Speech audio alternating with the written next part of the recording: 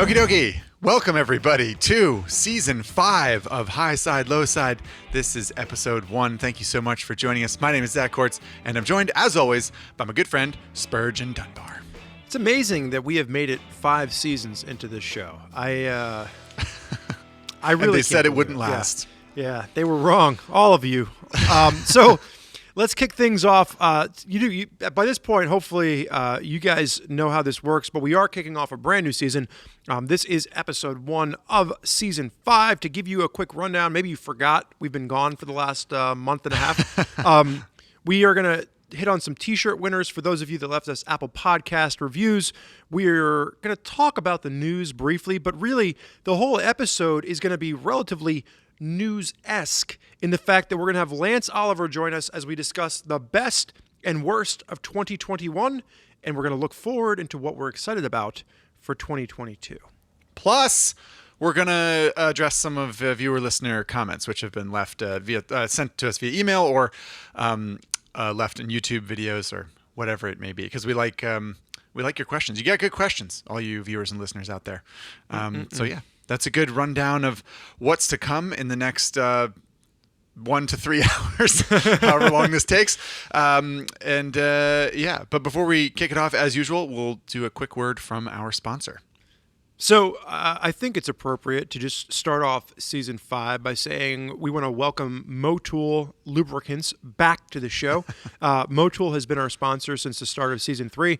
They have stuck with us through the highs, the lows, the uncertainties that really is the relationship that Zack and I share. Sure. The high sides, the low sides, you might say. Yeah. Right.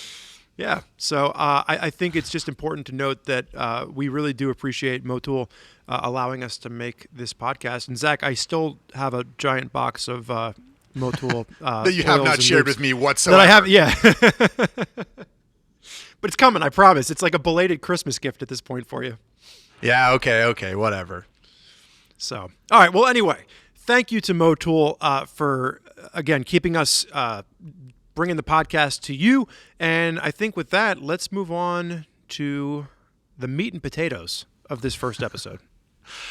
Right. So the news as Not the news. Oh, right. Sorry, God, what it's been so long. It really has. Yeah. It's been weeks and weeks. I forgot we were going to give away T-shirts. My bad. We've been preparing for this for months at this point. Cut. Oh, Jesus. You know what's funny? It's like the audience really thought that we were going to come back as consummate professionals. We've clearly let them know that within the first 5 minutes of them listening to Season 5, we're as bad as we ever were. That's true. So. We've been dipped in the salty pool of time, and I'm rusty is the point.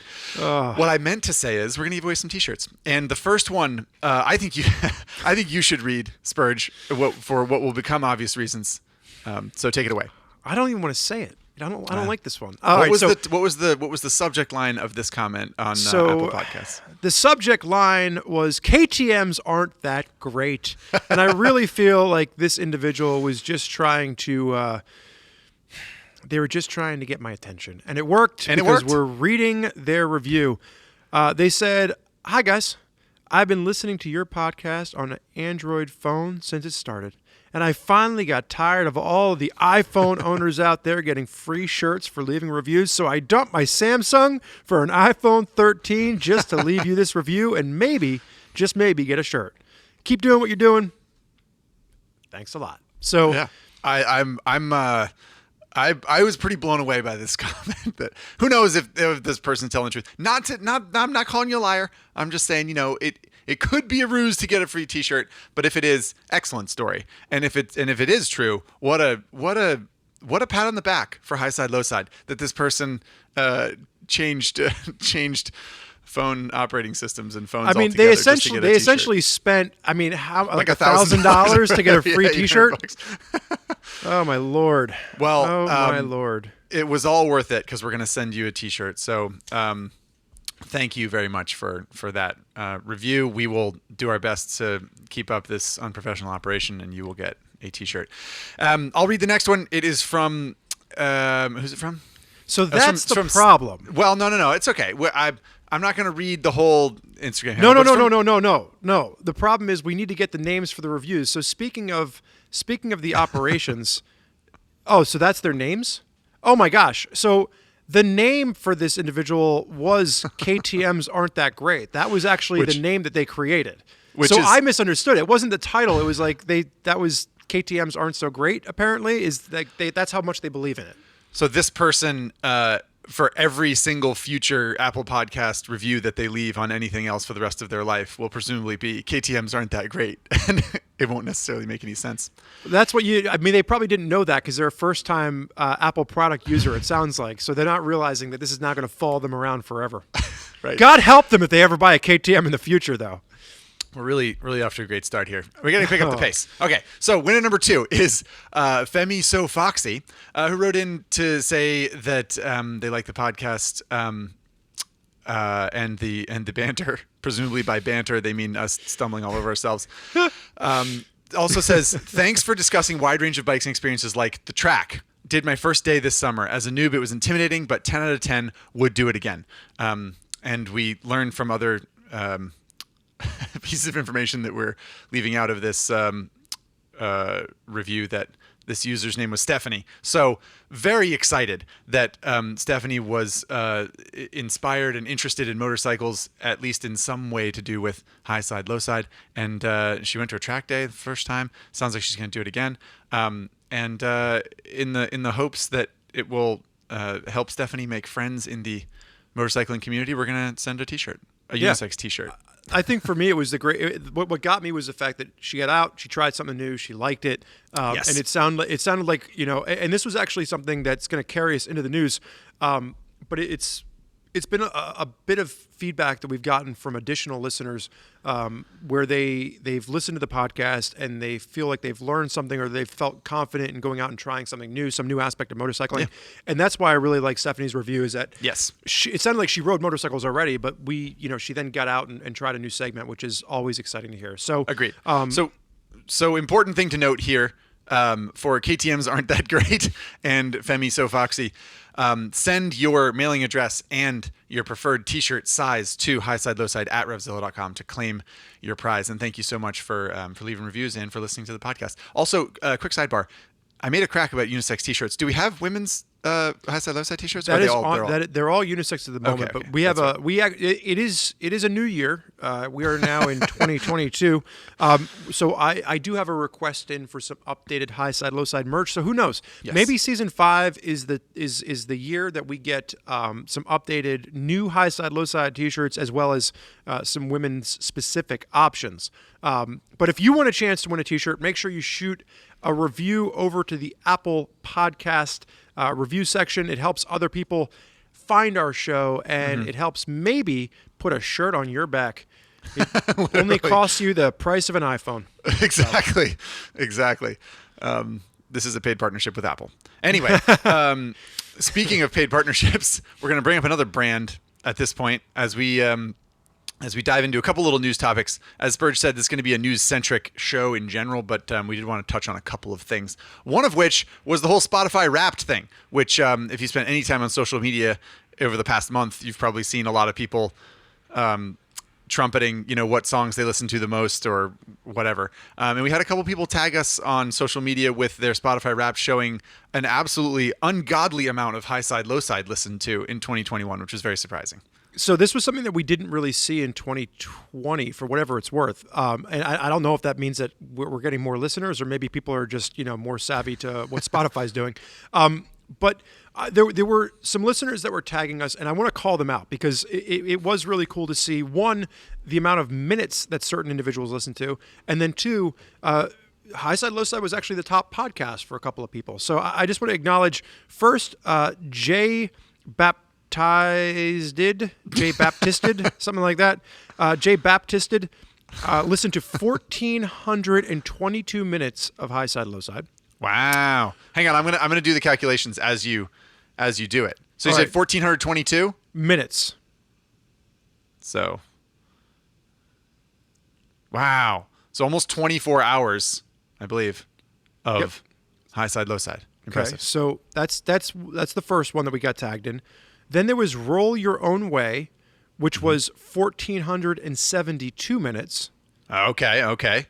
So roughly an extra hour-ish there. Correct. A little over 24 hours, over the day mark. Then there was Orc X Racer, 2,903 minutes listened to. And that's 2 days. That's 48 hours.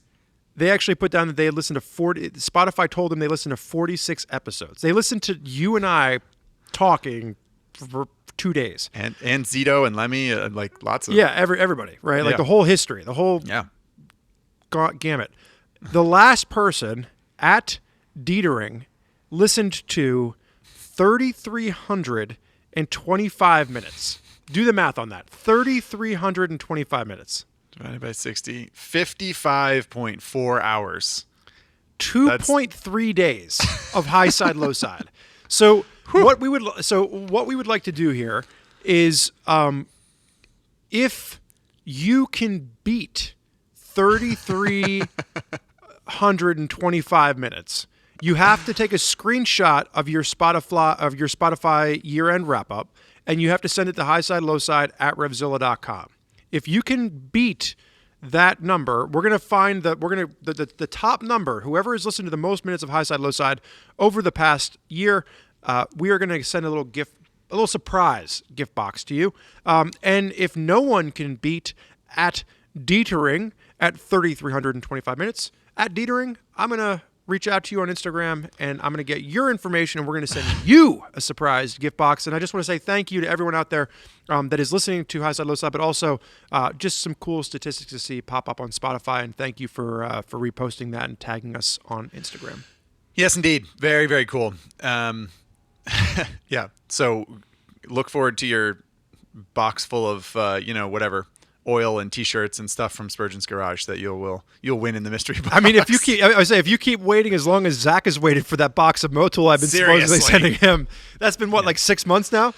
So whatever. Okay, so the next thing that we wanted to talk about was just a quick news item. Nothing too exciting, but Triumph did announce that they built their 1 millionth motorcycle, and that's their millionth motorcycle since they were rejuvenated in, what was it, 1990 or something? 1990 by John Bloor. Right. So that's a lot of bikes for what is that, 30 years? And worth mentioning. It's obviously, it's been a long time. Triumph has been a major brand, but they're expanding quickly, and seems like they're doing the thing that KTM's doing, where they started with a little sort of niche of motorcycling. They're expanding in every direction, it seems, pretty quickly. Well, it's interesting because there's two articles here. There's a 1901 prototype that they unearthed, and then there's also the article about Triumph building 1 million motorcycles. And you can find both of these articles over on Common Tread. But what I thought was interesting was Triumph has built 1 million motorcycles since 1990. I think it's an important note. A lot of listeners out there might not realize Triumph did go out of business in the 80s, I believe it was. I think it was like 1982 or 1983. So the Triumph brand, which started in 1902, lasted until the early 80s, and then they went out of business. John Bloor bought the brand and actually rebuilt it from scratch and started launching the new, what they refer to as the Hinckley era? Yeah. The Hinckley era of Triumphs, starting in 1990. So just a little bit of fun history there, is that when we're talking about the million motorcycles, it is the new era, which are far different in reliability and technology and just performance than the original ones were. So two different brands, but the Triumph brand has been around since 1902 until recently. They were planning on celebrating, well, they're still planning on celebrating their 120th anniversary in 2022. However, there was another article about a recent Triumph prototype that was actually unearthed in 1901. So Wow. Pretty impressive. To be clear, it's a prototype from 1901 that was unearthed recently. Not Yes. unearthed in 1901. Right. Sorry. Yeah. Yes, correct. Just semantics. I thank you. But a cool sort of duality there of Triumph making 1 million bikes and also finding a little slice of history. And again, the all the details here can be found at Common Tread. Those articles are pretty interesting to read. I do think you brought up a good point when we were prepping for this, though, that there's kind of a I don't know, it harkens back to the topic we covered in the live show with eras in motorcycling, because looking at pictures of that bike from 1901 was, I don't know, it's pretty striking. Yeah, so if you guys haven't seen it, we actually did our first live episode of the podcast, which released in December. We actually rented out the theater, the Frida Cinema in Santa Ana, California, and we recorded it in November, but we released it to the public that couldn't make it to the live broadcast in December. And one of the main part of that live episode was we were talking about different eras in motorcycling. And what I thought was really interesting was one of the things that we had talked about was, what is the era you least want to go back to? And I had said pre-World War II motorcycles, which was because I don't necessarily agree with the way that Zack defined the eras, but I'm not going to get into that here because that's arguably a podcast that we already had. Nobody else had anything to say, so I jumped in and made it happen.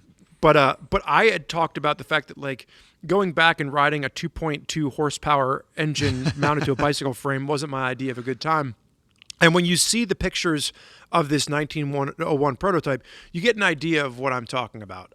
It really does speak to, like, we have it so good right now in motorcycling, and that was something that Zack talked about, was that, the era in which we are living in is probably arguably one of the best eras, if not the best eras, to be a motorcyclist. So I thought that was a pretty interesting little kind of tie-in. True enough. Spurgeon Dunbar doesn't like stinking old motorcycles. I want cone valve suspension and 11 inches of travel and 100 horsepower. So if you guys remember back to season 4, Zack has done the I'm Spurgeon Dunbar voice, which means you all have to take a drink if we're playing the Highside Lowside drinking game.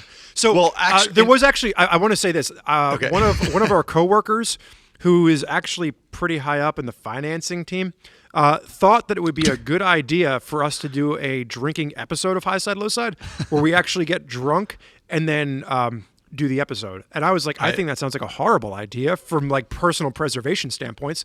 But he's like, stop being afraid of life, man. Like, start drinking. And I'm like, this is news to me, but I know exactly who you're talking about somehow. Anyway, back to the motorcycling thing. I do think it's interesting when we talk about, old motorcycles and, how they sort of started as bicycles with engines attached to them. And it's interesting to me that now that's where we're at in yet another transitional period with electric motorcycles and bicycles, right? Like, that's kind of where we're gone back to. We have electric motorcycles now, but there's also electric bicycles, which are basically bicycles with motors on them, which is kind of how motorcycling started. So we've sort of like gone, we've gone, full circle. Full bore with motorcycles being huge and gas guzzling and powerful and heavy. You did it. Full bore. That's an engine reference for you. I know. For you technical listeners out there. That was impressive. But anyway, I think it's interesting that we've like come all the way back around to, like, oh, wouldn't it be neat if it was just like a bicycle with, like, that helped you out a little bit? And you're like, yeah, that's what they were doing way back when. That goes back to the live show as well, because we had gotten the question from the audience member about how to get Generation Z into motorcycling, and we had talked about, like, a lot of the electric bicycles and things like that. Mm-hmm. So definitely something that has become more affordable, depending on how you're looking at it, to get people tooling around on small displacement bicycles with a motor. So true enough. All right. Well, we're supposed to talk to Lance, right? Where's Lance? Yeah. Let's get Lance in here. So as we bring Lance on, it's important to note that everything that we're going to talk about today is a look back at 2021. It's a look forward at what we're excited about for 2022. And none of this is going to be breaking news. This is kind of more of our kind of in-depth, discussions around things that we've seen. Broad you scope. But you made a great point, Zack, that for people that don't realize, maybe you've come into the podcast and you're not familiar with some of the other outlets that we have. If you're ever looking for news released in a topical fashion, we do have Common Tread, which is our online magazine, and we have releases going live, sometimes multiple times a day, to make sure that you are up to date with all of the pertinent motorcycle news in your world. That's right. And that's a great segue for Lance Oliver, because he's in charge of that aspect of RevZilla.com, is the Common Tread section, and he works very hard on it, and we're about to get all of his opinions. So I just can't wait. All right, Lance, let's get you on here, buddy. Ladies and gentlemen, Lance Oliver, the man that keeps Common Tread alive. How is it going today, sir? It's going pretty good so far. It's about to get even better, I'm assuming. We're gonna see about that. I always get a little nervous when I'm on the receiving end of some Spurgeon Dunbar jokes, but I don't even know what that means. My gosh. We'll try and keep him on a relatively tight leash, Lance. We want your opinions. whatever you can do. Yeah, absolutely. All right, so the basics yet again for this discussion, just to relay the ground rules. We're looking back at the highs and lows of 2021 and eventually looking forward to potential highs and lows of 2022.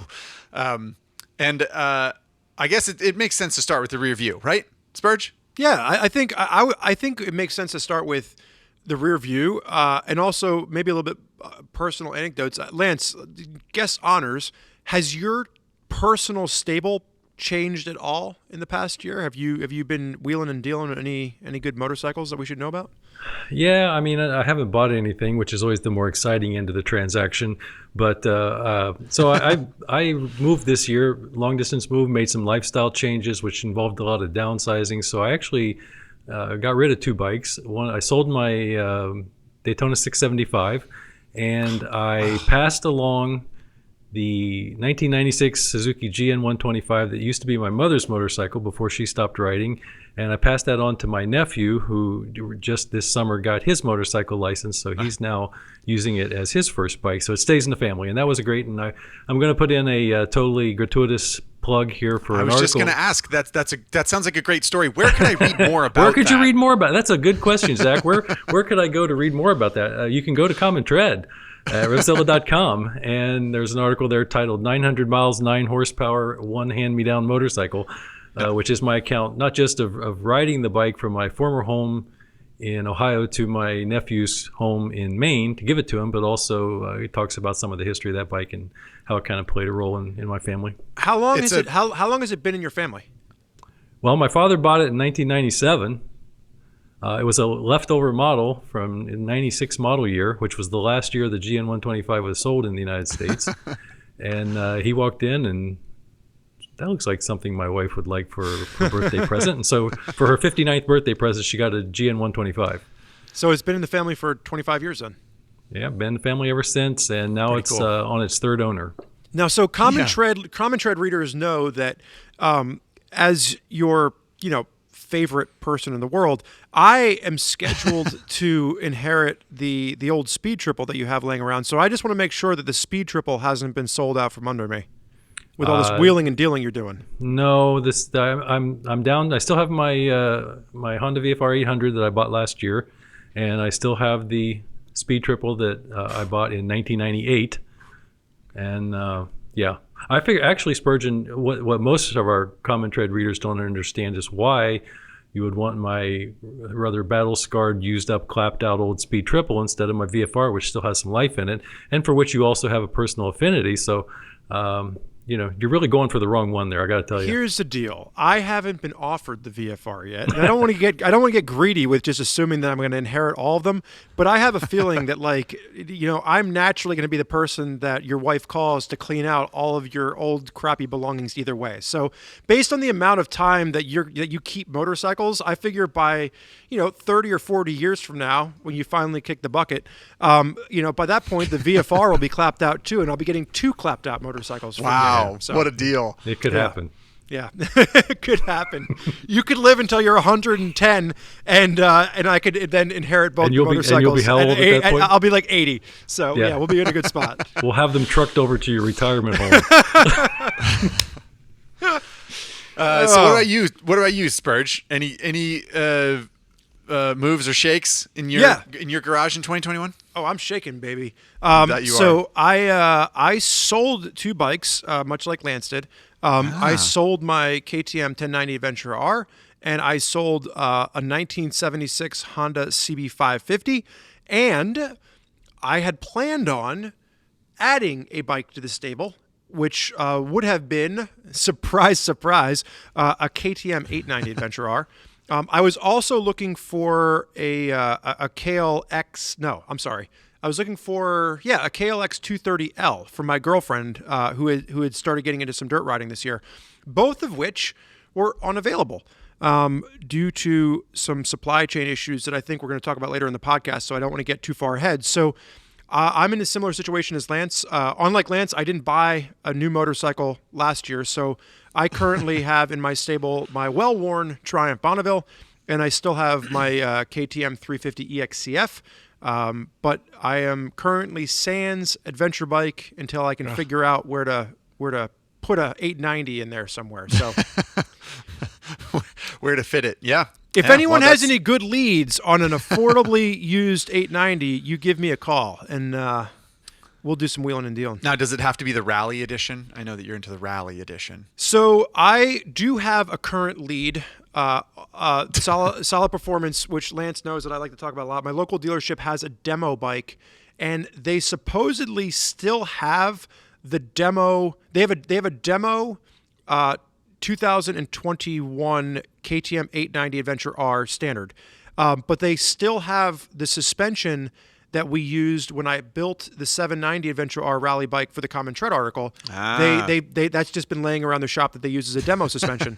So I'm trying to negotiate putting those two used items together as a package and then putting it in my garage. But nothing has been signed yet. We're going to have to wait and see. Maybe later in the podcast I can actually announce that that's happened. So you're scratching your own back there. You're like, let's do a sweet gnarly ADV build with this KTM 890, and then a year later be like, oh, are those parts still sitting around? No one wanted those? Oh, that's weird. Well, what are you gonna do with them? You just gonna put them in the back, or do you think I could have them? Or this isn't my first rodeo, homie. I've got a lot of used parts in the garage that I've done through. Sure. Some great content that we've gotten out of it, though. So what about you, Mr. Quartz? Anything on your end that you're trying to? No. No, I don't buy and sell anything. I'm boring. I have my first big boy bike that I bought when I moved to San Francisco to get my 950 Supermoto. And I trundle around on that every now and then. And then I guess my scooter. I have an old Aprilia scooter that I bought when I lived in Boston just after college, which I had my reasons. It was great while it lasted, but it's well, you didn't have to pay for if you had an engine with fewer than 50 cc's, you didn't have to pay for insurance or registration, really. So you didn't have to have a license plate. So it was super cheap. I bought it for, the scooter wasn't cheap. It was an expensive scooter, but I could go 50 miles an hour. And I didn't have to pay for insurance or registration, really. You just had to get this little sticker that you paid for, a sticker, sort of a quasi-registration sticker that you had to do every 2 years. And then I could bomb around the city, I can park wherever I want. I can't give you a parking ticket if you don't have a license plate. It was freaking great. Wait a second. So is this a Boston-only thing? I don't know. Lance, do you know anything about this? You just moved to the greater Boston area. Yeah, I just moved here, but I didn't move here with a sub 50cc scooter. And do you want to buy one? Actually, I have one that it's starting almost to look runs. more appealing now. Now that I have a feeling those loopholes have been closed over the past few years. Well, I guess my question is about the insurance. What happens if you get into a car accident or a scooter accident, and you don't have insurance? That seems to me like a dangerous proposition for a young Zachary Quartz fresh out of college. Look, my checkered past is not on trial here. The point is, I bought the scooter because I had my reasons, and it's not really serving me all that well anymore. So I'm trying to get rid of that and get it kind of in better working conditions. In pretty good shape, doesn't have a lot of miles. So if anyone is interested in an Aprilia SR50 from 2006, hydraulic disc brakes front and rear, fuel injected, LCD dash. It was. So I'm trying to buy a bike from our listeners. You're trying to sell a bike to our. We can just turn this into the Highside Lowside Classified podcast. Yeah, exactly. Welcome to Common Tread Classifieds, where Spurgeon and Zack say hey, can you buy this thing from me? Yeah. Anyway, that's all I've got going on. Once I get rid of that. My old scooter, I'll probably get another one. I like having a scooter around. It's family friendly and convenient, and I don't know. I like them. I live in a place where there's it's just sort of neighborhoody and a lot of stop signs, and it's fun to just swing out and do errands on scooters. So I'll probably get another one eventually.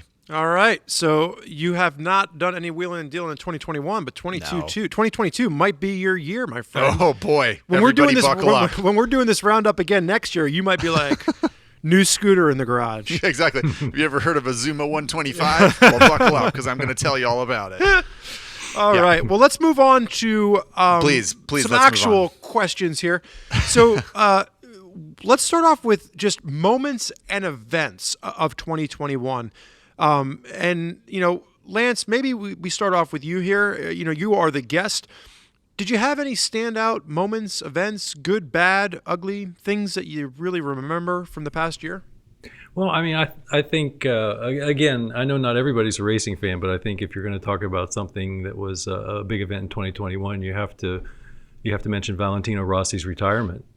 I think in the States, a lot of times we don't necessarily understand his significance, whether you like him or not, and most people obviously do because he was so popular.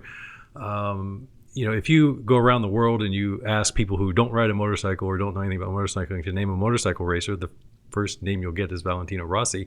And among the many interviews he gave after his retirement this year was, he said, when asked what he thought was his greatest accomplishment, I think he got it exactly right when he said, basically, I got a lot of people who didn't care about motorcycles interested in motorcycles and motorcycle racing. And it's true because he was so popular and he transcended the sport in a way beyond just his skill as a racer, but as a personality, and drew a lot of people into it. And if you look at the popularity of MotoGP during his 26 years, there's a correlation there, and I think there is. I think a lot of that credit goes to him. So that was I think an important event that's worth noticing. And yeah, absolutely. As kind of a subset of that, if I can riff on that just a little bit more, riff away, baby. We're definitely seeing a changing of the guard in MotoGP, and not just because of Rossi's retirement, because let's face it, he hasn't been at the front of the pack for a little while. But with Marc Marquez coming back, taking so long to come back from his injury, and then this year missing the last round and the first test for next year's season because of his eye problems. For those who maybe aren't up on it, he had a crash while he was training off-road, dirt bike, and had a recurrence of an old problem where he has double vision.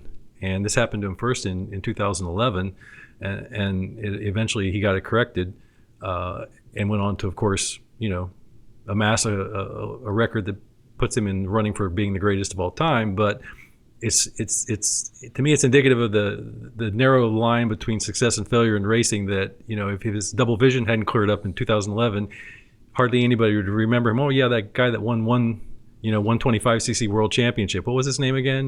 Mark what? But he's here he is today.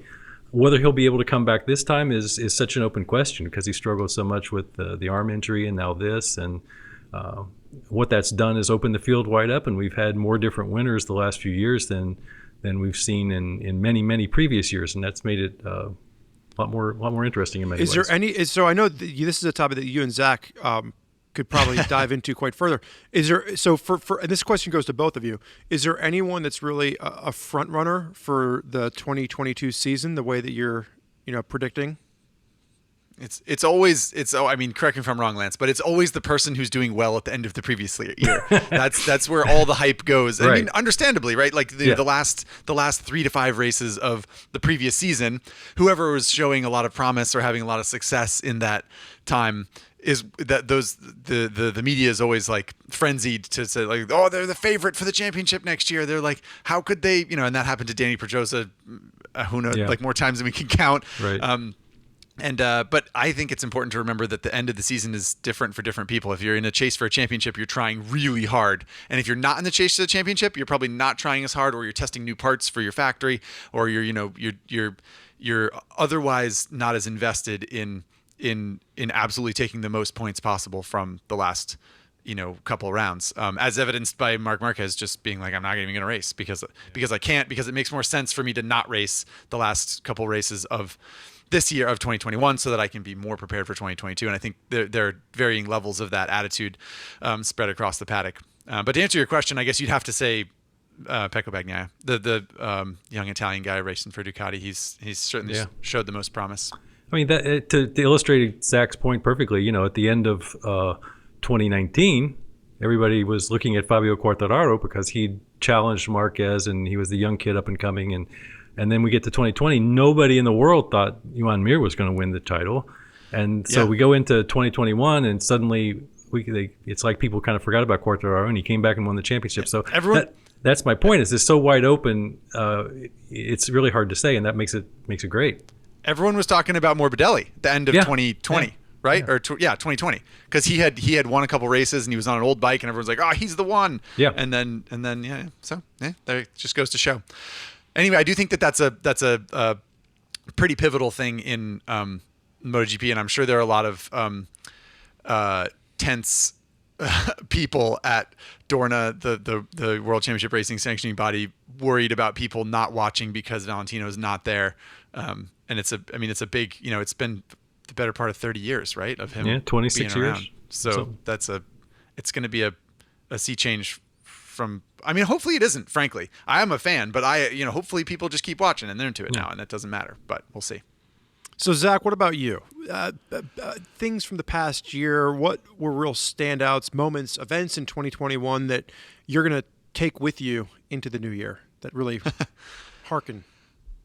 Well, I don't know. I guess it's a little bit kind of like, I don't know, self-serving or serve yourself. Absolutely. I think it was an interesting time for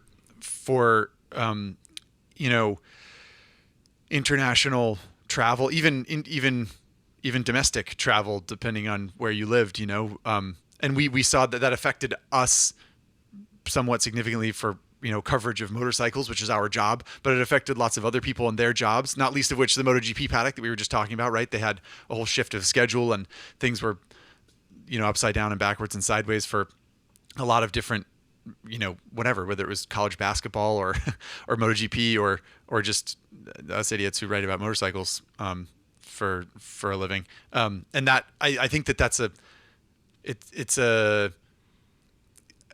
I really hesitate. I don't want to use any of the cliche terms regarding COVID and the whole state of the world, but I think that it was an interesting time to reflect back on and see how we did our work and how we got through our lives, and sort of like, I don't know, I prepare for that being what we have to do moving forward, and come up with stories in a different way for Common Tread, for example, or just watch the world work in a different way. It's kind of hard not to reflect on that, I feel like, just because it's been such a, the last 2 years, I guess, but especially the first part of 2021 was a pretty big, things were still pretty bad. Well, not even just the first part, because like at the time that we're recording this, you just got back from, was it Spain? Spain, yeah. You got back from Spain. We have Andy Greaser who's stuck in a Boston airport literally right now. We're all sitting here in the comfort of the studio in Lance's apartment having a nice time drinking hot coffee. And Andy's trying to get to Portugal for a motorcycle launch, and he's been stopped at the airport because of, restrictions with international travel. So I think it's something that we're going to see affect us as it continues into 2022. Sure. And it's definitely something that's not going away anytime soon. But it's been something we've had to learn to have to, live with. And the one point that you made, as far as like, we have seen changes to how we do our job, I think EICMA is a great example of that. And this is a point that Lance has actually made numerous times, so I want to give him the credit for it. But, looking at what these international motorcycle shows were pre-internet, when you needed a place to go and launch these motorcycles and let the world see them, is a lot different than the world that we're living in now, where OEMs don't need to spend all of that money to have their bikes sent over to be put on display and to show off. They can just hold their own launches and do an internet broadcast of it. Yeah, and so for the uninitiated, EICMA is an acronym which I don't remember what it stands for. Tell us what it stands for. It's a big motorcycle show that takes place in Milan, in Italy, and historically has been a place where manufacturers unveil. They pull the sheet off a new model, and it's a very exciting and can be kind of a difference making event, because it's where all these bikes are revealed. And Lance, you were pretty disappointed, were you not, this year with the EICMA reveals? I hate to say disappointed. I I didn't expect a whole lot, and I kind of got what I expected. Okay, all right. But So you're I guess, pessimistic, and then well, I think it's. I don't know. In a way, I don't know that it's all bad news, because you're talking about we need to maybe find some new ways to do our job sometimes, and I think the whole industry is finding new ways to do their jobs. Sure. And, that's actually probably something we'll get later in the podcast, so I won't belabor it now. But yeah, things are changing. Sure enough. Yeah, and I think some of it's for the good. And I think that's just the way it is. And if nothing else, it challenges us in new ways, because we've been having trouble sometimes keeping up with the launches when we have, at least with EICMA, everything was coordinated. You kind of had an idea of like when stuff was going to be announced and when it was going to be released. I think Ducati did something new this year, and Lance, you know better than anybody because you're the one that's in charge of keeping track of all this, but they had like a new release every week for like 6 weeks, and you had to kind of keep up with when they were going to make the announcement, and you have to show up to six separate meetings as opposed to one meeting. So it does make it a bit more challenging at times. Yeah. So, well, since neither one of you asked, some of the things. Sorry.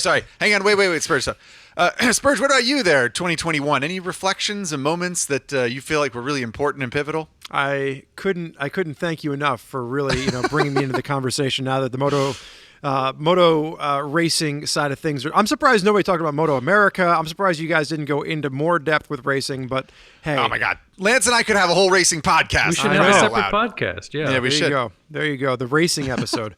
We're trying to keep everyone awake.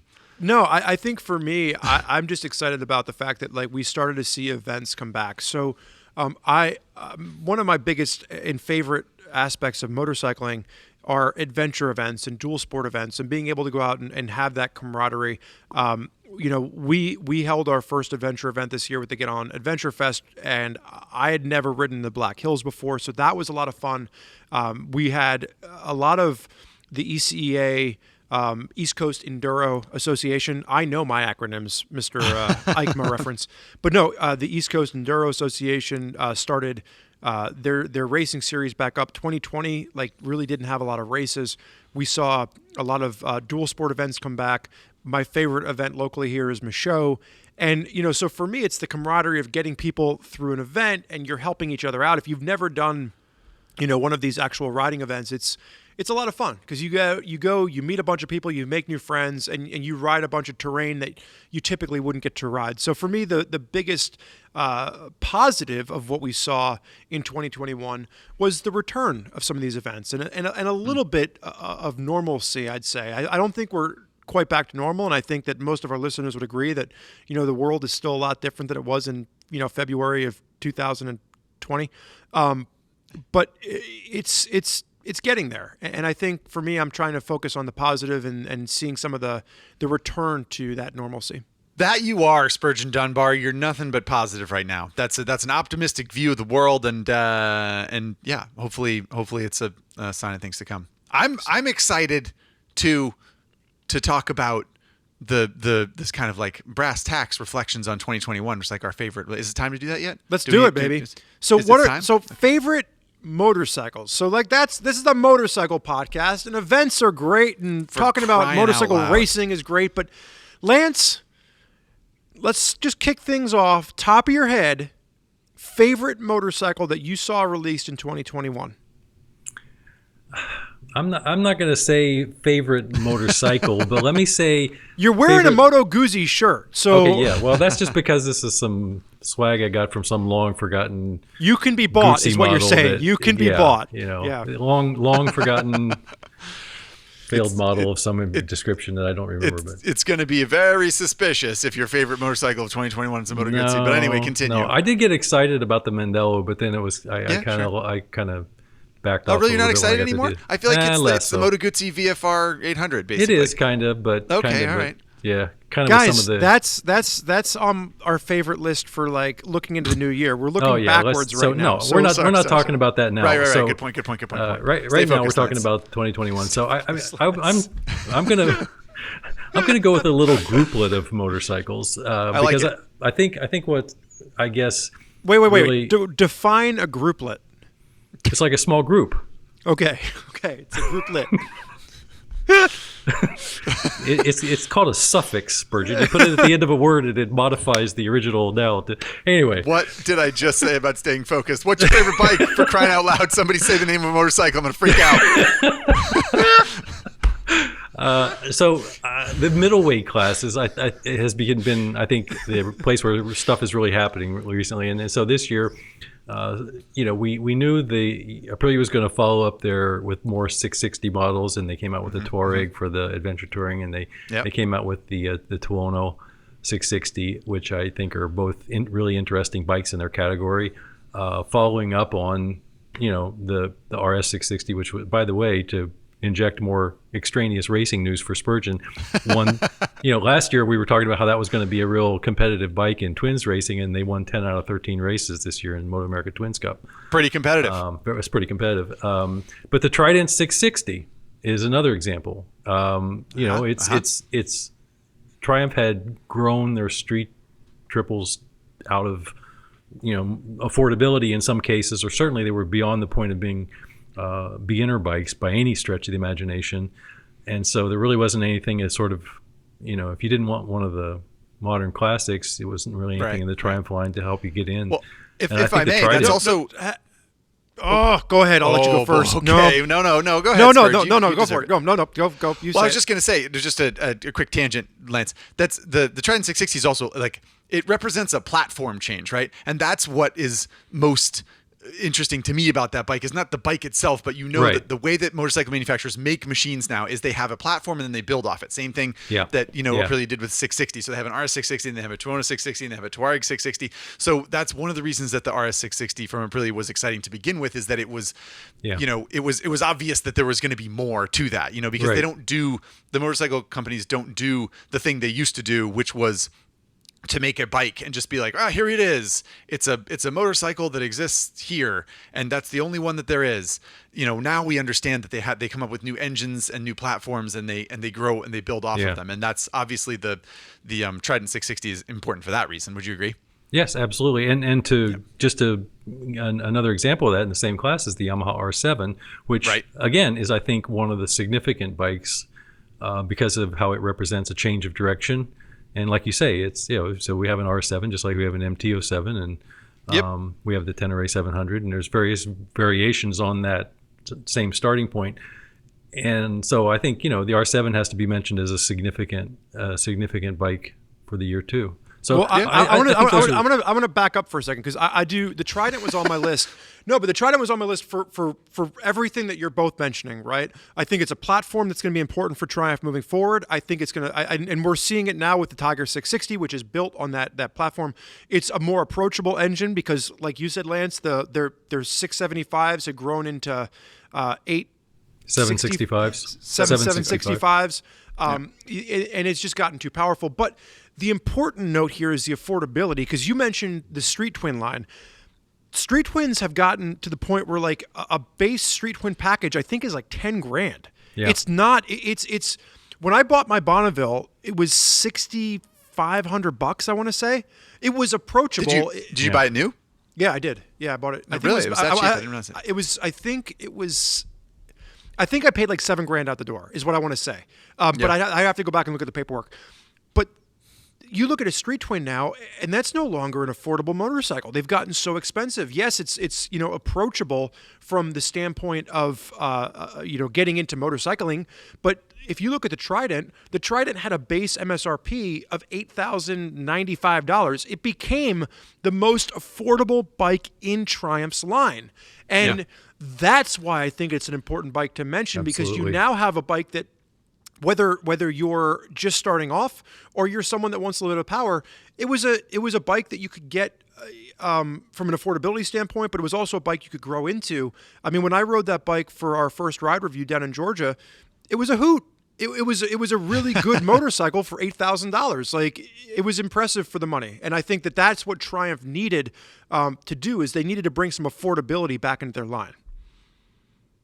Yeah, that's it. I'm sorry. That was one that was on my list, and I'm excited about it. So yeah. No, that's totally fair. They arguably didn't go far enough. I don't know. The Bonneville, or the kind of the Street Twin platform is an interesting one, right? Because it it's the bottom of the line, but also it's kind of like a premium lifestyle product for Triumph also, and they have to be careful. Like, they don't want to make it too cheap, because they want, when people buy into the bottom of the line with a Street Twin or a Street Cup or a Street Scrambler or whatever it is, they want them to feel like they're buying something nice, which they are. I think they are nice bikes, but like you said, they've gotten, the sort of echelon and moved up a little bit. We totally derailed your. Watch this segue. Now I'm going to make this is like, watch how I'm going to do this right here.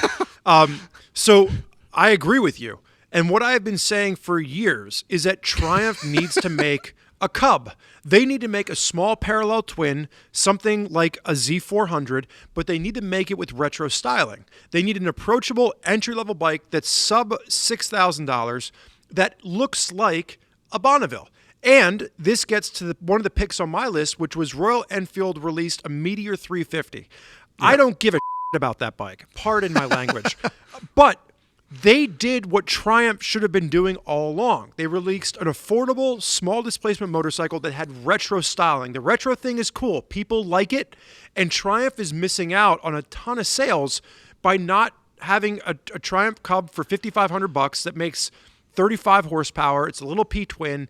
And it looks the part, and it's approachable. So I think the Royal Enfield Meteor is an important bike because it's filling a gap that Triumph should have filled, and they didn't. So that's why I care about the Royal Enfield. They could have made 2 million bikes by now if they had just done that. Well, keep in mind, Spurgeon, that a few years ago, Triumph did announce that they were going to do roughly just what you're saying with Bajaj. And then I think that was kind of derailed. No, they didn't. They announced that they were going to do a small Daytona. They didn't announce that they were going to do... No. They announced that they were going to start making smaller displacement motorcycles in cooperation with Bajaj. They were mostly going to be sold in Asian markets and so forth. But that also opened the door to them doing something like what you're talking about for Europe or possibly the U.S. market or other places.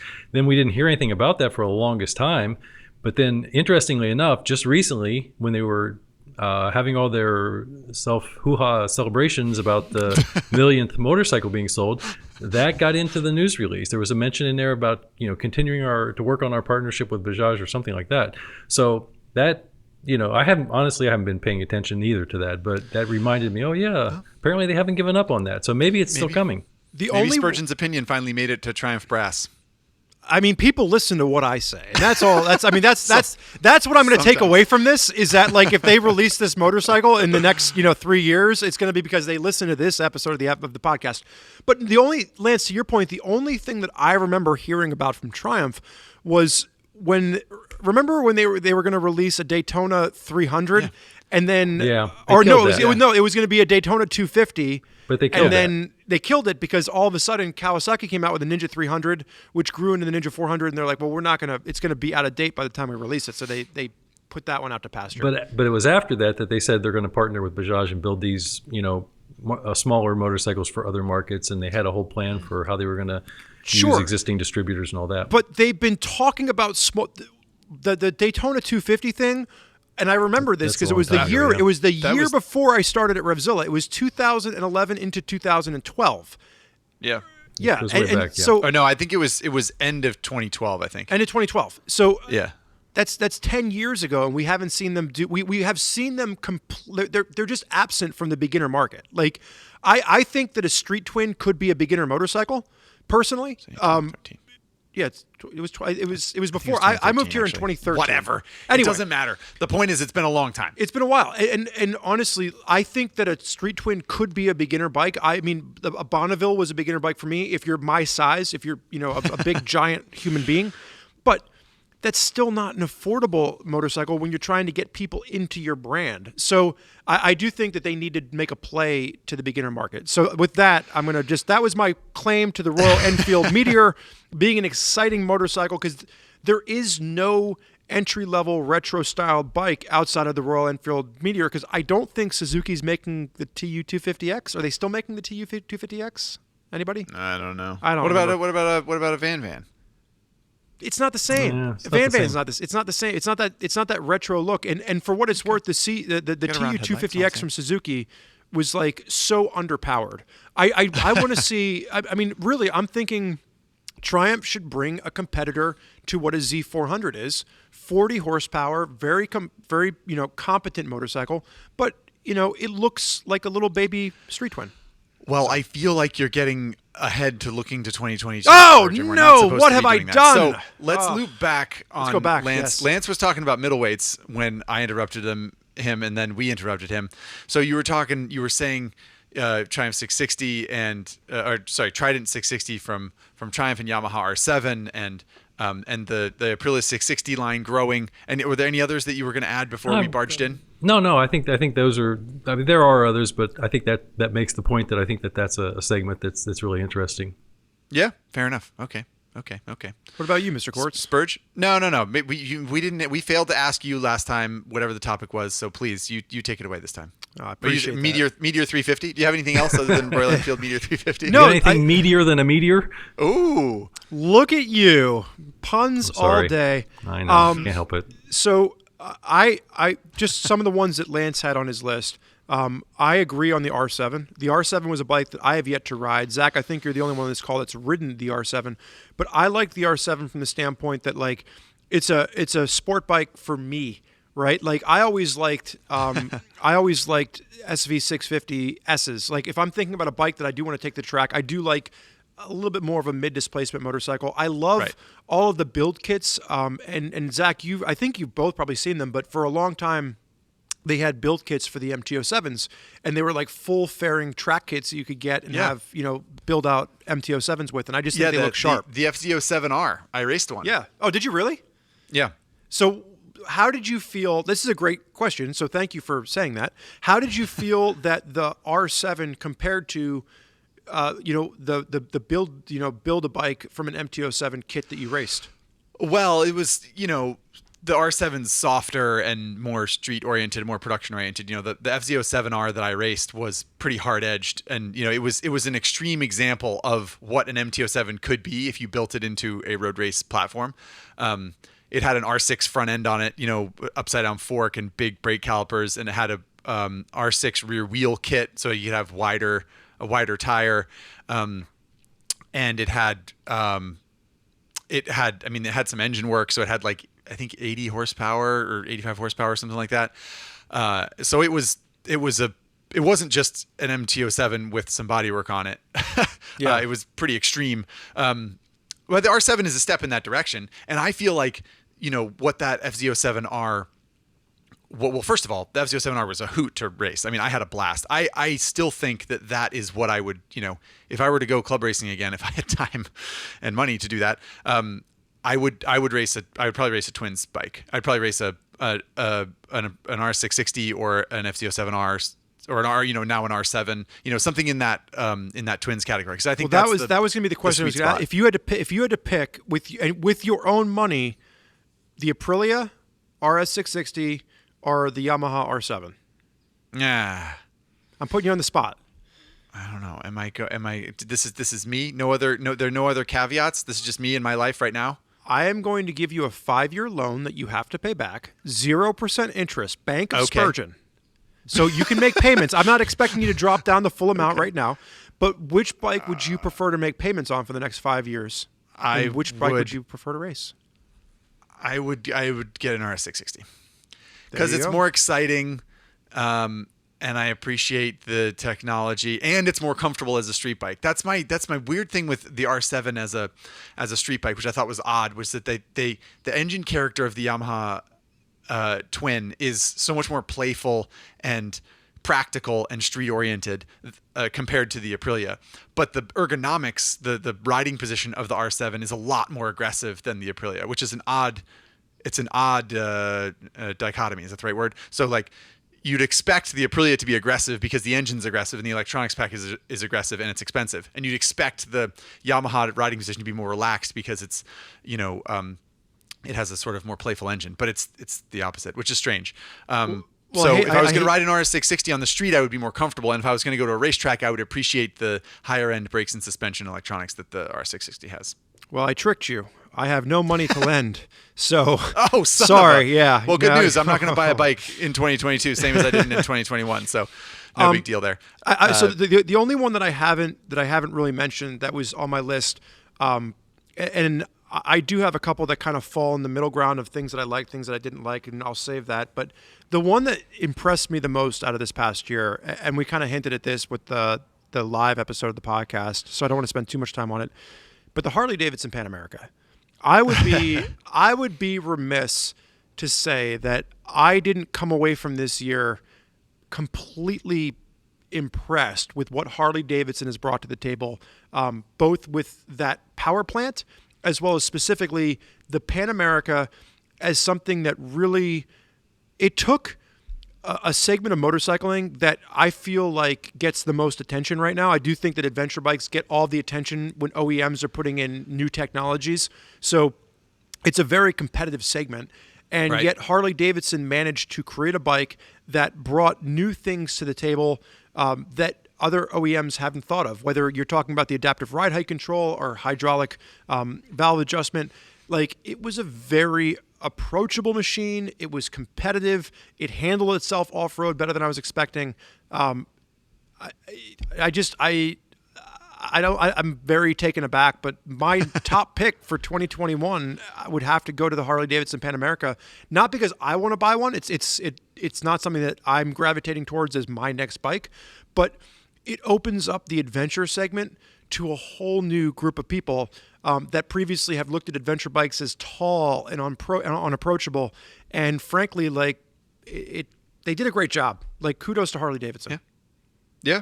All right. I got no rebuttal there, I don't think. What about you, Lance? No, you definitely have to. I knew somebody would have to mention the Pan America. If you're talking about significant models of 2021, you just absolutely have to include that. Yeah, that's fair. Well, I think we've talked about the Multistrada V4 with radar before, so I won't belabor it. But I did think that was kind of like it was a motorcycling experience that was more different than anything else I've done, and that was significant, I think. You're talking about specifically the adaptive cruise control, or you're talking about the bike in general? No, the adaptive cruise control and the blind spot warning systems. That's the sort of the manifestations of the radar technology in practical use, and that was really, I don't know. I'm hopeful that it will trickle out. And it already is, right? I mean, the KTM has it on the 1290, I think, the Super Adventure S, and then BMW has it on a couple of their large touring models. But I do think that that's something that's technology that I would love to see come back around in motorcycling, and be sort of like a quick shifter, or it's a piece of technology that you don't need, but it does improve the ride in some ways. And I thought that was significant, I suppose. I have a question for both of you, actually. And this is kind of the Multistrada V4S. It straddled a line for me as far as like bikes I was excited about and bikes that I was like, eh. And here's the reason why. And it's important to note for those of you listening that at the time of this recording, the Ducati Multistrada Pikes Peak Edition hasn't been released. It's a surprise. We don't actually know about it, but we know about it. But the Pikes Peak Edition, from a review standpoint, it's been announced. We haven't done the actual launch yet. But that is still a 17-inch wheel. But up until correct. I'm right in saying that. I'm looking at both of you. Pikes Peak 17-inch wheel. The Pikes Peak has a 17-inch front wheel as opposed to the Multistrada V4 standard, which has a 19-inch front wheel. So that's what I'm getting at. I guess my point in my confusion around the Multistrada is that the Multistrada, in my opinion, has always been that big, sporty take on an adventure bike. It's not necessarily a bike that you're going to ride off-road. Obviously, that changed when they introduced the Enduro. But I think for me, I always still thought of Multistrada as big V-twin, 17-inch wheels, and a sporty, big style bike. So when Ducati brought out the Multistrada V4S and said, well, we're only going to make this, a true adventure bike style piece with a 19-inch front wheel up front, going after an R1250 GS, I was like, oh, it kind of gets away from what I thought the Multistrada was in my brain. Am I the only one that thought that, or did you guys agree or disagree, or anybody? I think that's a fair distinction to make. Yeah, it's kind of a Ducati was always kind of safe in saying that the Multistrada was what it was, and that it didn't necessarily have to stand toe to toe with other adventure bikes that had 19-inch front wheels because it had a 17-inch front wheel. And no, it's a sport bike on stilts, and that's like what it does that others don't. Well, that some others do, to be fair, in various capacities. But yeah, it is interesting. I don't think, I think theoretically or on paper, what you're saying is sort of true, and you could say, oh, it's interesting that it's a 19-inch front wheel now, but practically, it's the same. Yep. It's the same. The people that rode a 2015 Multistrada with a 17-inch front wheel, and they'll ride a 2020 or 2021 Multistrada V4 with a 19-inch front wheel, they're probably going to do the same thing, right? They're going to ride to work, or they're going to ride on a Sunday, or they're going to take a long trip, or they're going to do whatever they were going to do, and it's not really going to change the capability or the practical usage of the machine, in my opinion. It affects your tire selection. Yeah, but like, I don't know. I'm just playing devil's advocate. That's fair. But like, how does it affecting your tire selection change what you might do with it? Like, you can still get TKC 80s in a 17-inch front. Yeah, but you can't get sport rubber in a 19-inch front. You can't throw. That's my point. Is that you can't get a set of Pirelli Diablo Supercorsa SP V3s, which is the only tire that Lance operates. I mean, whether he's on the street or the racetrack, Lance is racing all the time. Lance, any thoughts on this? Remember my opening comments about being on the receiving end of Spurgeon Dunbar jokes? I think we just had our prime example, folks. There you have it. Highside, Lowside listeners. A compliment for crying out loud. Painting me as a street hooligan. Yeah. They call you Lance.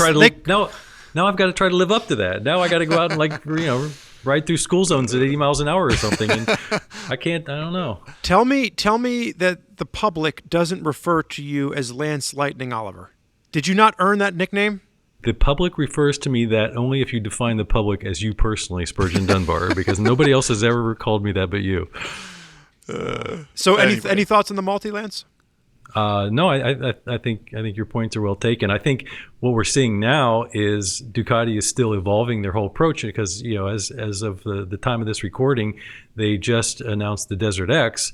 So now they really don't have any pressure anymore. They don't have to try to have the Multistrada be evolved into a pseudo slightly adventure touring kind of thing, because now they've got the Desert X if you really want to do adventure touring. So that takes the pressure off the Multistrada from trying to be something more than a Strada, a street bike.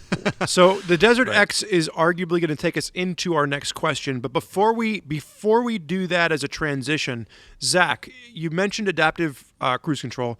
Are there any other specific bikes that you wanted to hit on that you were excited about 2021 before we take the conversation forward? I had one more, but I'm going to save it because I think technically it's a 2022 model, even though we tested it in 2021. I think it's better to look forward. Maybe we're thinking about the same thing then, because I think that would be fun. I'm thinking about something that you might be thinking about. But before we think about that together in the next question, let's get in a quick word from our sponsor. What I would like to say, and we can use this to jump right back into the podcast. I think so. Lance, you had a lovely evening at my house not too long ago where you came over, you drank some beer. Whoa. What? Take it easy. Lovely evening. Get your mind out of the gutter. Lance is not that kind of guy. No, I'm just saying I wasn't invited, that's all. That's where I'm going with this story. So Lance came over. We had a lovely evening of sitting around. We made some tacos. We drank some cerveza, as Lance likes to call it. And then we ended up just having a really great night of getting a little bit tipsy and talking about bikes for like 4 hours. And I would love to do that. Maybe Zack, you come out sometime, and the three of us get together and we just sit around and drink beer and talk about motorcycles. And maybe that becomes the drinking episode of the podcast that everybody apparently is clamoring for. So. Right. We'll just this is a fun window into our lives, dear viewers and listeners. When we're not recording a Highside Lowside, it's basically just a Highside Lowside podcast. We just hang out and talk about motorcycles, and it's not any different than this, really. Life is a podcast. Life's a podcast. So, the next question is one I'm very excited about. Before we jump in, is there rain falling on someone's roof, or is there a kitty cat tippity tapping? I just had a small rat-sized Chihuahua ran through the room, and her nails click on the floor. Sorry about that. No, it's okay. I just if somebody was listening to this on the podcast, I just want to make sure they understand what the sound is. So good. Now Yes. we know. My wife has a 4-pound toy Chihuahua. There you go. It's like the ASMR episode of Highside, Lowside. There it goes again. There she goes again. Would you like to see her? If she's within grabbing reach, you can grab her. This is a special treat, ladies and gentlemen in the audience. Oh, That is a tiny little dog. Wow. look at it. Look at it. Not unlike a rat, as promised. Wow. She's 4 pounds. Man, oh man. Very Well, that's 1/3 the size of my cat. 1/3 the size of our cat. Yeah. Okay. arguably Anyway, an entire other podcast. We could do the Seriously. pets of Common Tread. A first for Highside, Lowside.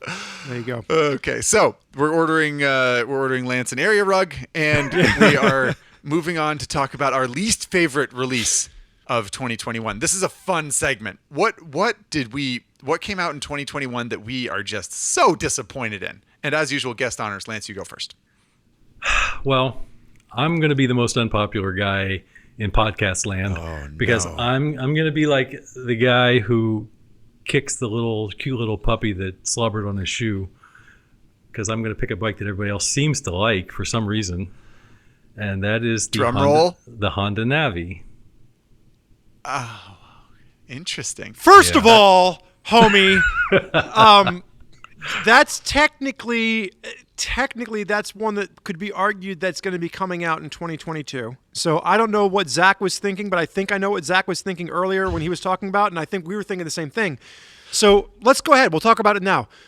Well, do I have to retract my? Nobody gave me ground rules that says that it has to. I mean, It's okay.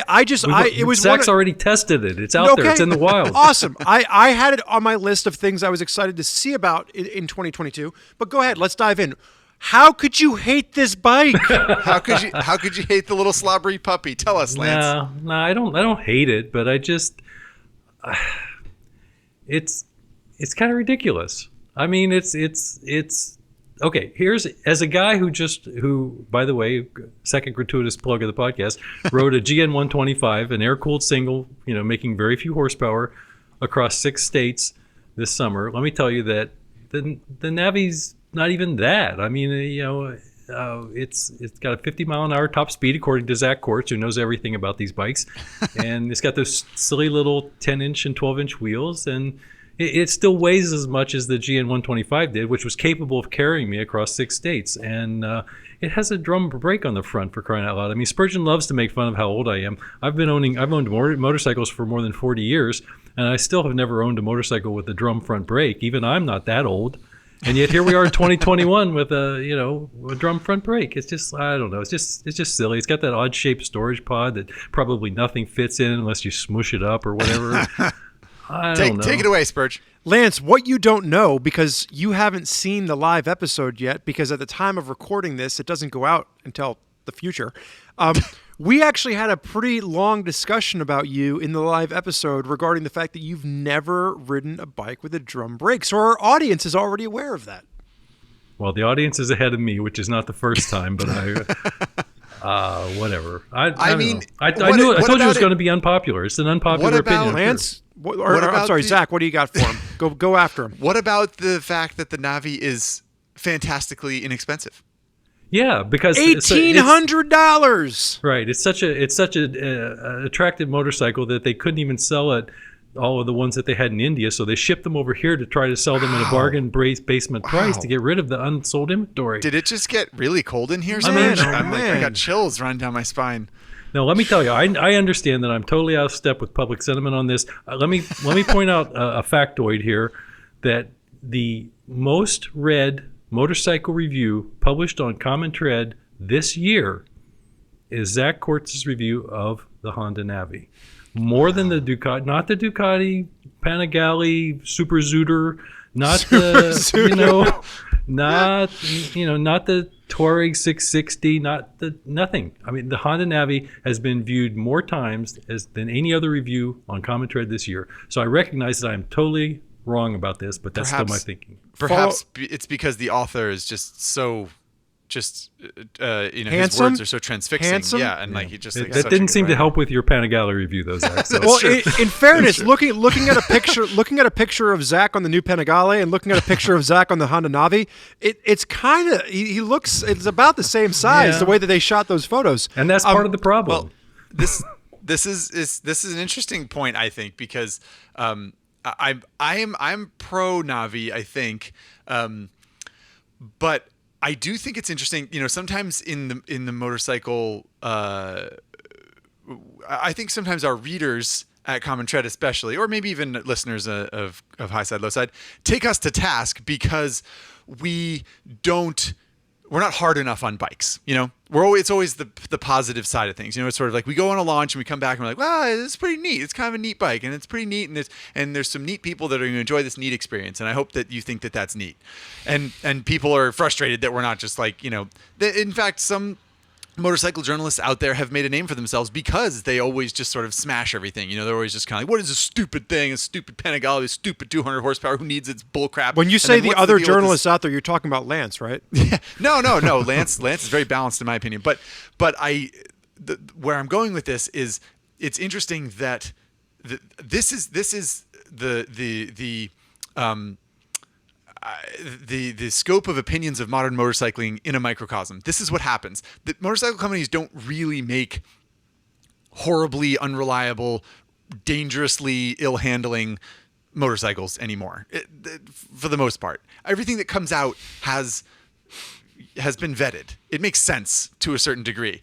And what it comes down to is what you think matters and what you care about. And I think it's delicious that Lance Oliver doesn't like the Navi and thinks that it's stupid, because this is a completely valid opinion. It's a cast-off from India. It's got drum brakes. It's absurd. Why would they try and sell it anywhere else, really? Like this urban mobility doesn't make sense in this extreme an example.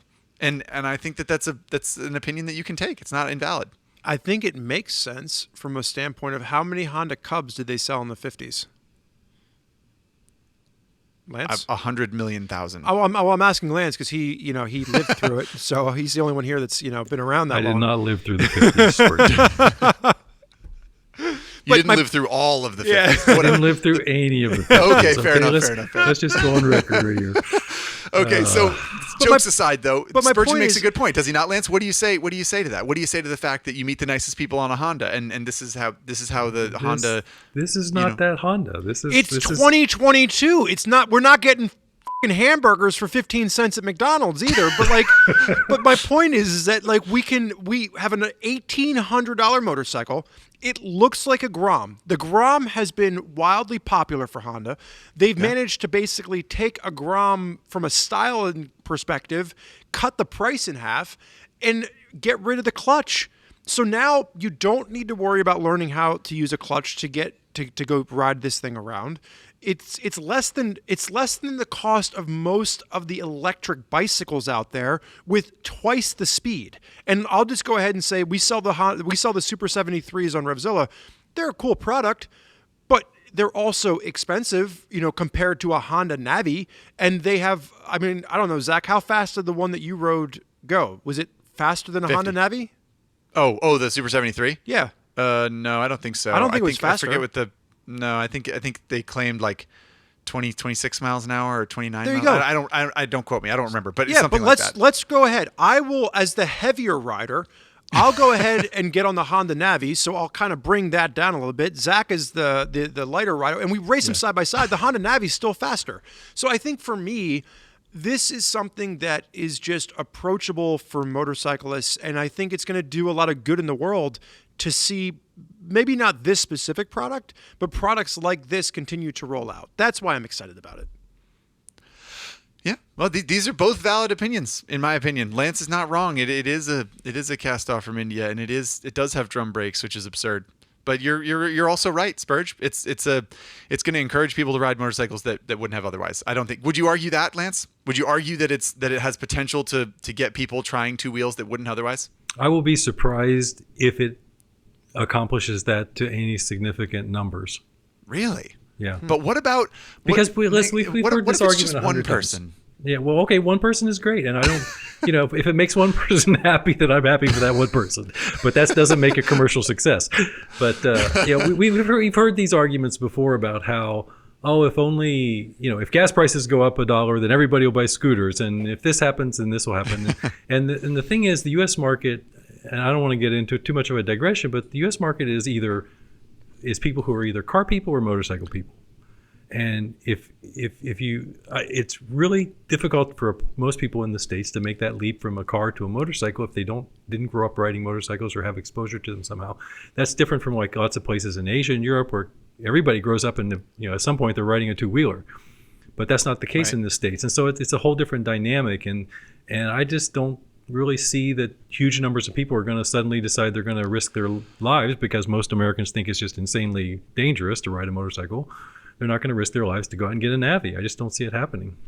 So I want to make a point because this did come up. This came up as a reference in the live episode as well, and we were talking about Gen Z and getting Gen Z into motorcycling. And I want to go back to something I said about electric bicycles even just a second ago when we were talking about the Super 73. The biggest difference that an electric bicycle has as an advantage over something like a Navi is it goes back to a young college-age Zack ripping around the mean streets of Boston without insurance and without registration. Yep. So I would say that from that standpoint, an electric bicycle has an advantage in the fact that you don't need insurance, you don't need to have registration for it, you can just buy it and you can ride it. Whereas with the Navi, there is the extra barrier to entry of you have to have, I'm assuming a motorcycle license because it's 125 cc's. You have to have insurance and you have to have then a registration 110 for it. cc's. Yeah. 110 cc's. Okay.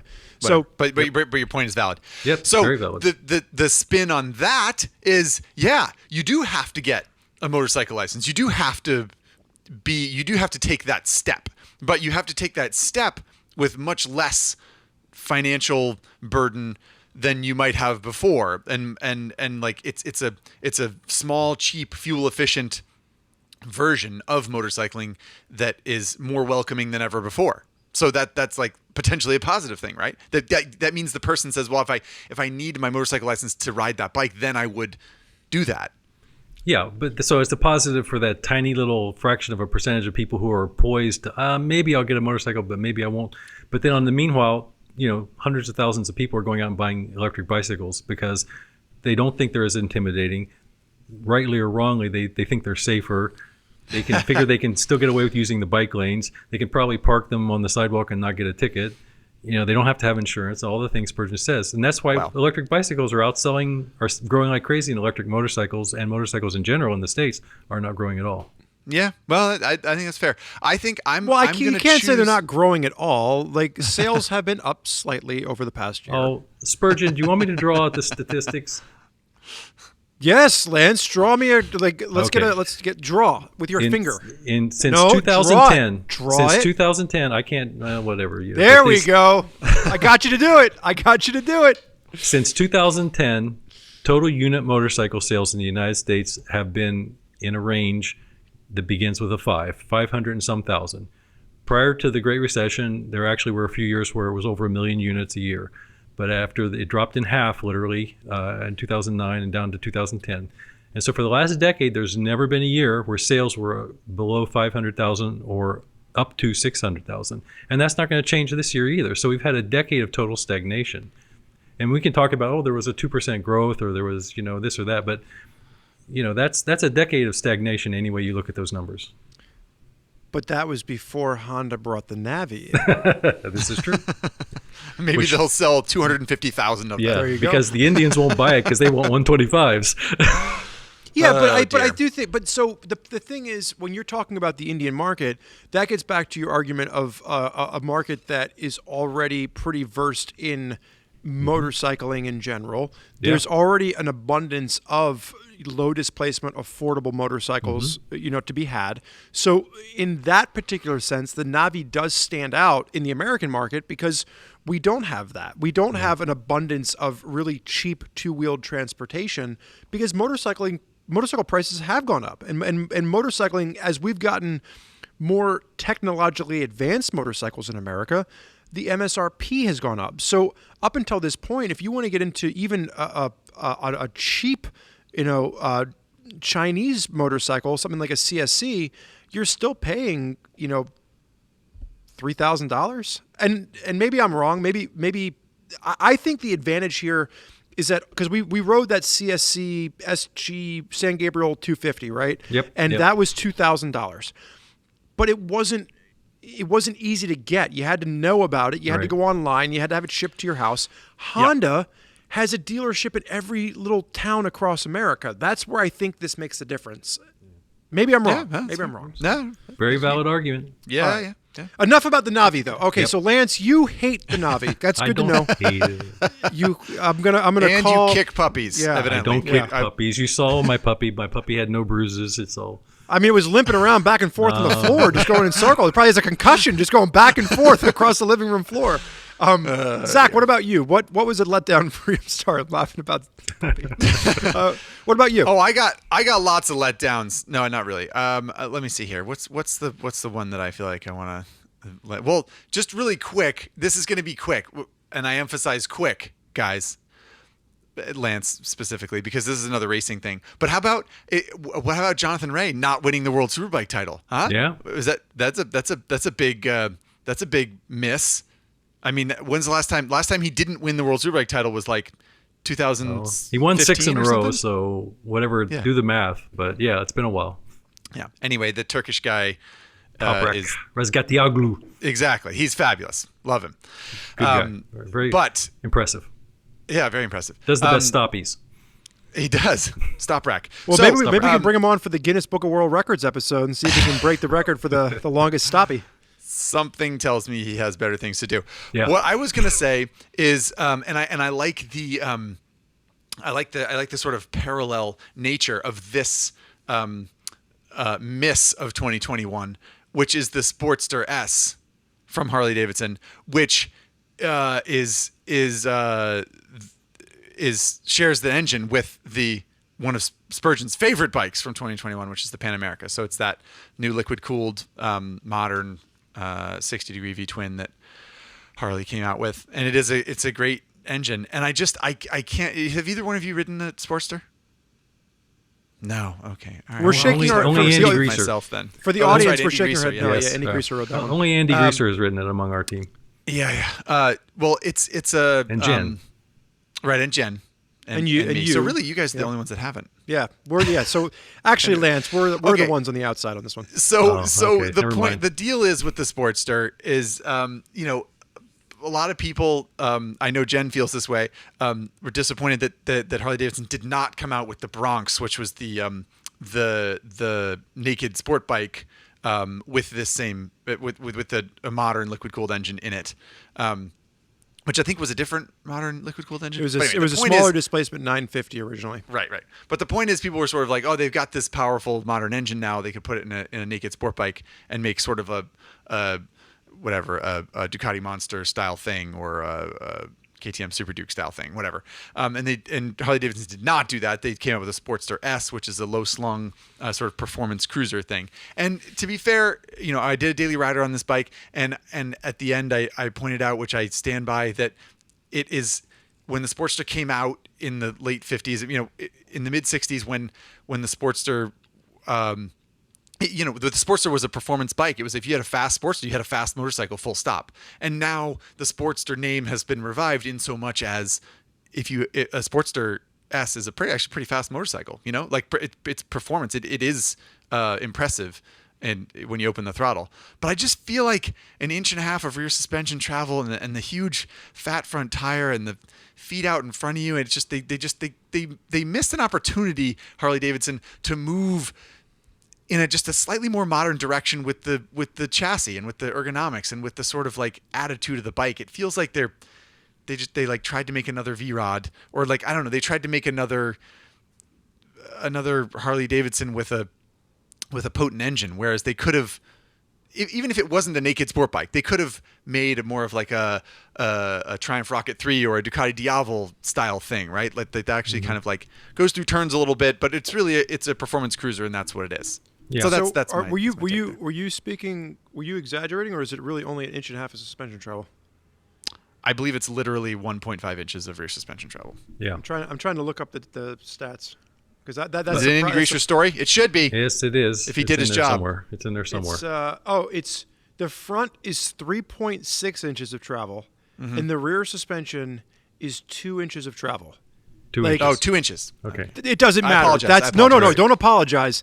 That's insane. I Yeah. missed that stat when I was reading this article the first time. Apparently, like for those of you listening, that's a very rough ride. Like you're not getting a great feel out of your motorcycle if you have 2 inches of suspension travel in the back.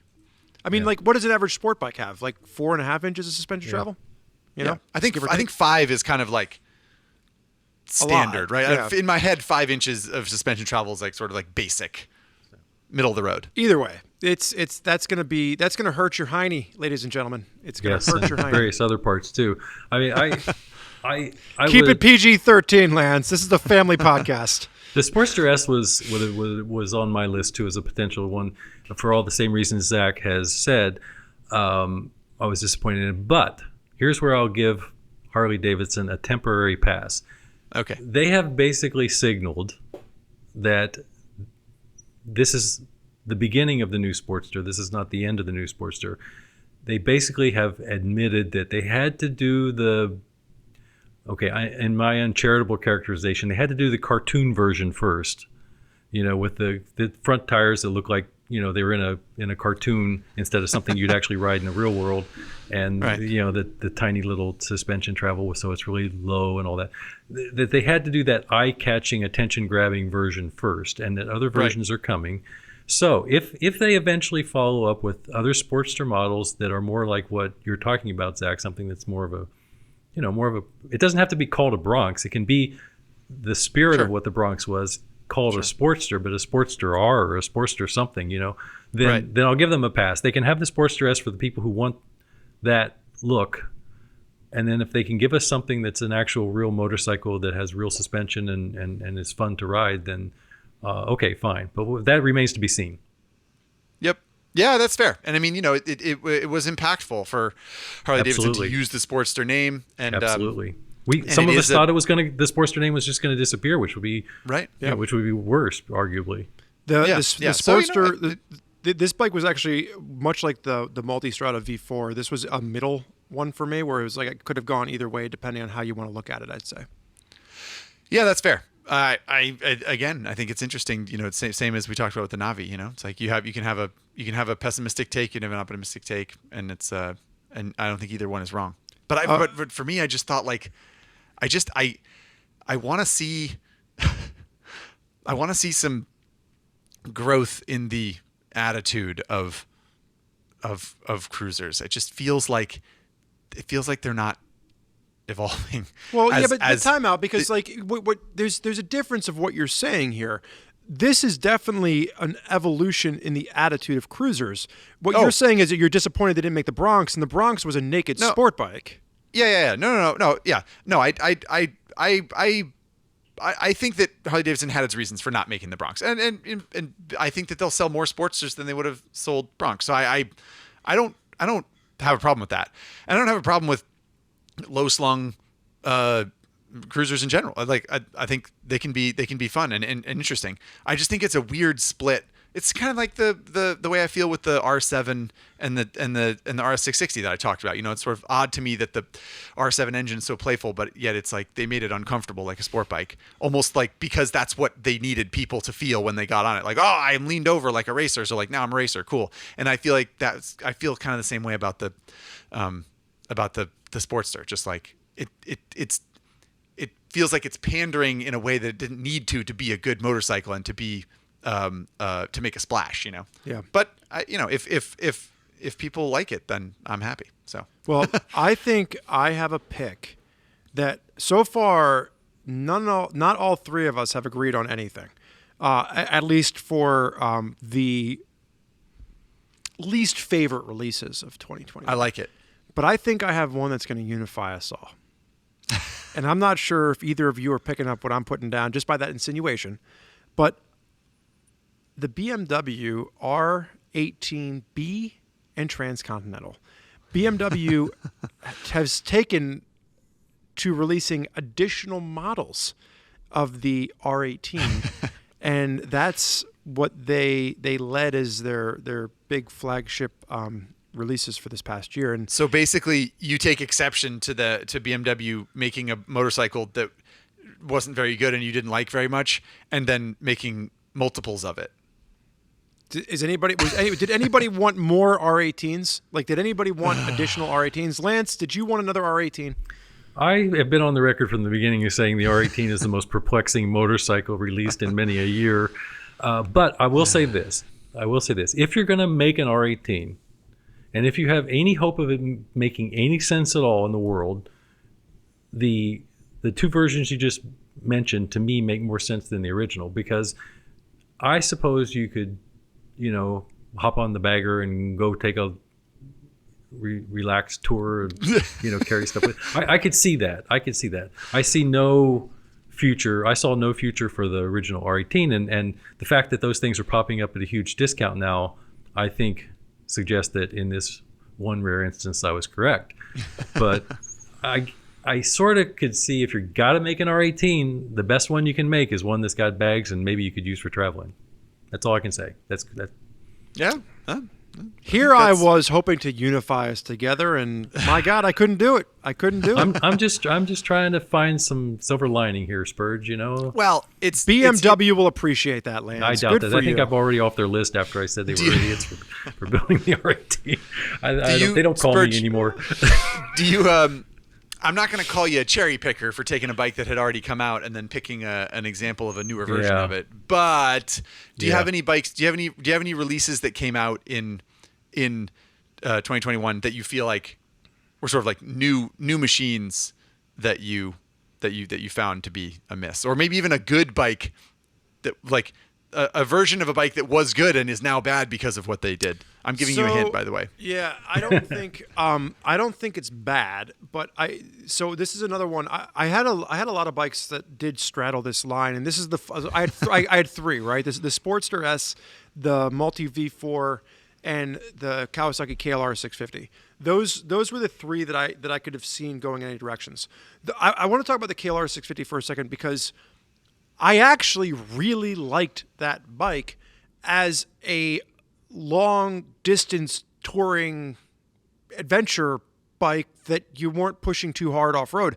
I had a great time with it. It was really surprisingly comfortable on the street compared to other models that I had ridden. Okay, so it was one of your favorites from 2021. That's great. Moving on. No, but the downside is they moved that bike so far away from the off-road kind of aspect of being a dual sport, which it started as. It's just they made it very I don't know. Everything was rubber mounted now, and the foot pegs kind of droop down because the foot pegs are rubber, and then they mount to the frame rubbery. It's just, there's just some things that I think they could have done better with that bike to kind of find a compromise in the middle. But that's one that, like, it just straddled the line for me. And Zach, I know that you rode the KLR 650. Did you have any feelings one way or the other about how that bike compares to its predecessors?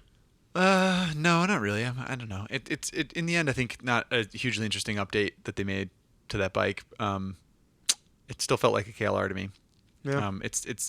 And that's crucial in my opinion, because it's a bike that it has to feel like the thing that people remember it being. It has to maintain its reputation to a certain extent. So I don't begrudge Kawasaki really for. I agree. I think don't sugarcoat it. Don't make it too cozy. Don't try to make it too comfortable. Don't rubberize everything. Don't, the people that are going to ride from Alaska to Tierra del Fuego on a KLR, are they really like, oh, I want the one with the rubber mounted foot pegs so that my feet don't vibrate too much at the end of the day? I just don't see that happening. I see it being the person who's like, yeah, I got a KLR because I can fix it with a Q-tip and a jackknife, and I can like it runs on tequila, so I don't care. And like, it's the sort of like hard-edged stone axe of ADV, and I think that's what it's best at. And I agree with you that like trying to soften the edge of it feels I don't know, it feels wrong. Like but in general it felt like a KLR to me, and it was fine. It's interesting because like all the marketing material was like super extreme, like best adventure bike avail, like just go your own road. And I remember calling Lance the first day, and I was like, I don't know what I'm going to say about this bike. Like, what a lethargic turd. And then, because the engine is just like, the engine's just gutless. Like, you're just like, you could whack that throttle open, it doesn't do anything. Yeah, but it's a big generator engine. But I had come into it coming off of, like, I had just gotten off of like an F850 GS, and I was coming into it with like, crazy fast performance adventure bike mentality. And by the second day, I literally just was like, that's not what this bike is. This bike is something that is a little bit of that jackknife of a motorcycle, a Swiss Army knife of a motorcycle, if you will. You don't have to spend a lot of money on it, and you can kind of do a little bit of everything with it. So right. I think as long as you look at the KLR 650 for what it is, you can really appreciate it. I think there's a lot of fun to be had. But, yeah, I don't think it needed to be as soft as it became. Lance, or anything you want to add to the KLR 650 discussion, or are we just boring you? No, I pretty much agree 100% with everything Zack said, and I think he's right that it's one of those bikes you just got to keep pretty much making what it's always been, because that's what the fans want. There you go. Yeah. So we do have one that we kind of all agree on. I would agree. Yeah. Oh, yeah. Brought us together.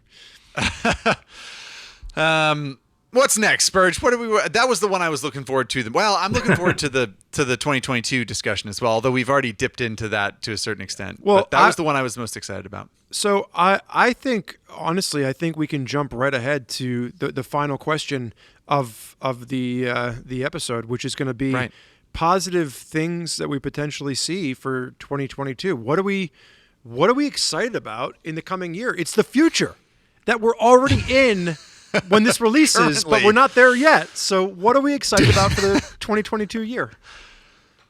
Lance, come on, take us away. Honors. Do it. Well, to go back to what we started talking about a little bit back at the beginning of the podcast, we were talking about how in some ways EICMA this year. What just happened? Spurgeon's choking on water. For those of you who can't see him, if you're listening to the podcast, he's got a bit of a drinking problem, as they say. You good? Yeah. You okay? Okay, he's good. Continue, Lance. I took a drink out of the wrong glass, and that was not the water glass. Oh, you sipped the bourbon instead of the water. Oh, surprised you, man. Okay. Sorry. Anyway, continue, Lance. We are professionals here, folks. Do not try this at home. Yes. Oh my anyway, God. So we were talking about how the EICMA show was not the most newsy event this year, and Ducati didn't participate, BMW doesn't participate anymore. You don't see Harley-Davidson at the likes of that show,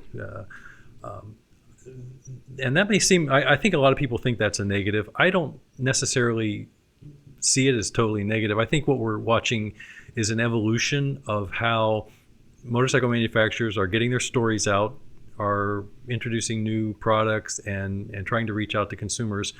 And I don't think it's all bad. I think everybody's still kind of experimenting with it. And of course, it was sort of forced on us in some ways by the pandemic, where you couldn't have a whole bunch of people crowding into a convention center in the middle of winter to look at static displays of motorcycles. But some of the results of that have been good. I mean, I think the IMS shows, which used to be just that, you go somewhere in the middle of winter, for those of us who are in the northern half of the country, and you walk around, you look at bikes parked on a pedestal, and that's great. But now they're trying to make it more of a summertime outdoor interactive. You get to do demo rides, you get to have a little more entertainment kind of aspect to it, just as we incorporated in the our own activity this year, the Komodo put on down in Texas, a little more interactive. So I don't think that this evolution that we're seeing is as a negative at all. I think it's exciting in the sense that we're going to see companies finding new ways to reach out to consumers, to reach out to us in the media. And Spurgeon mentioned the example before of Ducati with their virtual presentations, where every Thursday they'll have a video presentation live, and they'll unveil a new model, and they kind of build up some interest that way. But what's good for that is the consumer can tune into that and be there just the same as me or Zack or Spurgeon, and it's not an exclusive thing; it's an inclusive thing. And instead of having a dozen motorcycle riders from around the world meet somewhere for a model introduction, and then from there spread the word to the consumers as we see fit. Consumers still get that, but they're also getting the opportunity to be more directly involved in a virtual way in some of these activities and some of these unveilings and so forth. So I think it's going to continue to evolve. I don't know exactly how it's going to continue to evolve, but that's what makes it interesting. So I think that's overall a net positive, even though I think some in the industry would say it's a negative.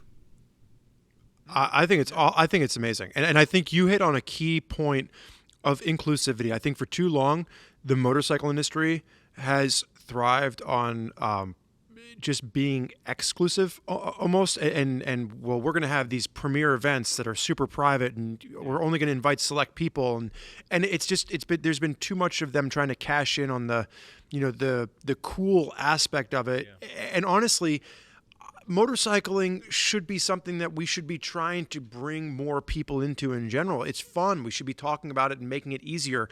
I talked to a young woman. Her name was Maggie. After the Highside, Lowside podcast, she had come with her boyfriend, and she was like, I just came to support him. I ride on the back of his bike, but I don't necessarily, ride my own motorcycle. And by the end of the podcast, she was like, I'm so interested. How do I get into this? And we had talked about IMS and like some of the inclusive experiences that you could participate in IMS as far as like first ride programs.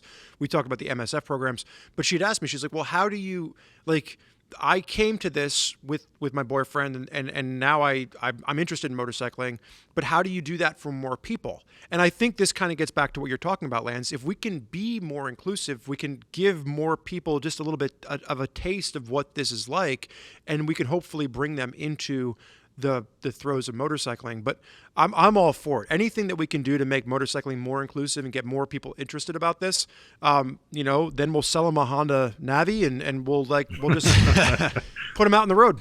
So. And we'll finally get above that 600,000 unit sales threshold in the United States after 10 years of stagnation. All because of Highside, Lowside. Oh, man. One thing I have insisted on, this may be a self-serving comment, but since, we started Common Tread, and I was fortunate enough to set some of the policies and attitudes and approaches and so forth from the beginning of Common Tread, is I wanted it to feel like a welcoming spot. I didn't ever want a reader to come in and think, well, here's Lance or Zack or whoever's writing, like we think we're the gods on the mountaintop handing down the truth carved into stone or something, stone tablets. I wanted it to feel like we're just motorcycle guys sitting around talking about motorcycle guys and gals too, just like we do on this podcast. I wanted people to feel like I can recognize myself in those people, because it's just what we are. We're not any better, worse, or different. We want everybody to feel welcome and feel like they're part of the community. That's the attitude I've always tried to create. If anything, we're worse. That's true. You guys maybe. So Lance, if Honda sells 100,000 Navis and the statistics for 2022 are 611,000 units sold and the Navi is a huge success, we're gonna drug you and give you a Honda Navi tattoo as punishment for your lack of faith. Wow. I get to pick the location, Lance. Oh, no. It's going to be backwards on your forehead, so every time you look in a mirror, you're going to see a Navi. Anyway. And Zack's going to be the one riding it, so it's a really big rider on a little tiny motorcycle. I think that's very kumbaya talk you guys have there about inclusivity and motorcycling and what we're looking forward to. What I want, though, is what are we excited about? Like, what's the model you want to see released in 2022? What's the thing you want to see? Like, you want to see does Spurgeon finally get his turbo bike? Stop it. We're going to leave that behind in season 4. We're not bringing up turbo bikes again. No. So Lance just wrote an article about a Ducati Desert X. And hell is frozen over when Lance is writing about adventure bikes and I'm sitting on the sidelines. But my top comment was like, what a time to be alive, because there's so many great motorcycles out there. And specifically when you're looking at the adventure bike segment, there's something for everyone. I'm excited about the Triumph Tiger 1200. They shaved 50 pounds off of it. They're making it more competitive. I think that's going to be a bike to look at and a bike to watch in 2022, because I think that's going to be very competitive against BMW's R1250 GS, which is still, that top rung adventure bike in the segment, the one that people gravitate towards. I think the Tiger 1200 is a bike to look at. I think having the Pan America continue in, I think having a Ducati Desert X really does solidify what we've seen from this year continuing into next.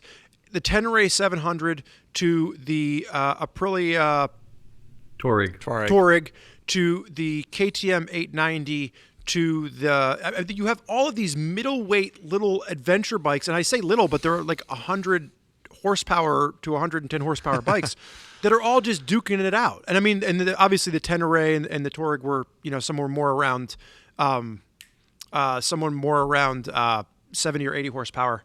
But, I think my point is, I think it's really exciting to see what's happening in the adventure segment. Yeah. Yep. As always, you're flying high on adventuring, Spurge. I think that Desert X is going to be pretty cool. This is not. We don't have as of the recording of this, no one here has ridden it. We don't have a ton more information to share other than we know what it is, and it seems kind of promising. It definitely. I think that it's a step in the right direction for a company like Ducati, which is largely interested in creating exotica and really having every single feature dripping off of every single bike. And I think that there's potential for it to be different than that. Something new, something stripped down a little bit, which I think would be great. And the one comparison that I want to make, and I just want to bring it back to the Tiger 1200 for a second, because I don't want the Tiger 1200 to get overlooked, in lieu of the Desert X being the flashy, kind of cool looking weird thing from Ducati. But riding the Tiger 900, I was a long time, not long time. I owned a Tiger. I owned the Tiger 800 for about 3 years, but the Tiger 900 was a completely different motorcycle in a much better way. It was more nimble. It was more user friendly. It was easier to ride. It had more character. I thought, holy hell, this is such a better bike than the one that I had owned. And from what I've read and from what I've talked to our Triumph connections about, is that they're doing the same thing with the Tiger 1200. For so long, that bike, it really didn't have a place. It wasn't competitive. It was just kind of like big and heavy and kind of like lumbering. This bike looks the part, and it really looks like they took what they learned from the Tiger 900 refresh. And this is going to be a ground up different motorcycle, a ground up redesigned motorcycle that I, for one, am really excited about. I'm excited to ride this bike, and I think it's going to be something that's going to really push Triumph into a more competitive area when it comes to the adventure bike segment. Now, I will say this, and I'm going to shut the hell up afterwards. I mean, the Tiger 900 is a $17,000 motorcycle. So I know that we have the Tiger 660 Sport coming out, but that's arguably going after like a more of an on-road version. So my question for Triumph is, what are you going to do to compete with this Tenere 700, Aprilia Touareg? What are you going to put into the market around the $12,000 price point? And when I bought my Tiger 800, that was a bike that was around $13,500. You've seen the prices of those Tigers skyrocket. Well, yeah, and you're exaggerating a little bit with the Tiger 900 price. It doesn't start at $17,000. $17,000 is like the full the Rally Pro macaroon. So yeah, there's like a 15.5. Maybe even less than that. I'm talking about for the Rally. There's a Rally and a Rally Pro. I'm not talking about the GT version or the 19-inch wheel. I'm talking about like the one with the 21-inch. You're only talking about the 21-inch front wheel. Okay, yeah. Sorry, but no, you make a good point. The Rally, I think, if we take some of the macaroons away, is about 15.5. I want to say somewhere around. Yeah, that's fair. That's fair.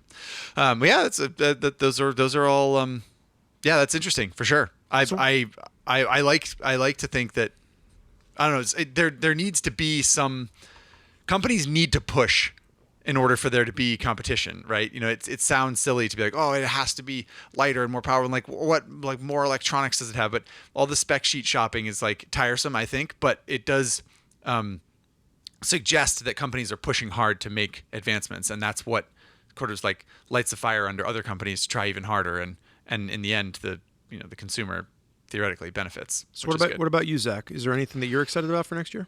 Did you guys know that there's currently for sale in Thailand a Honda PCX 160 scooter that is a hybrid? They call it the Navi killer, from what I've read.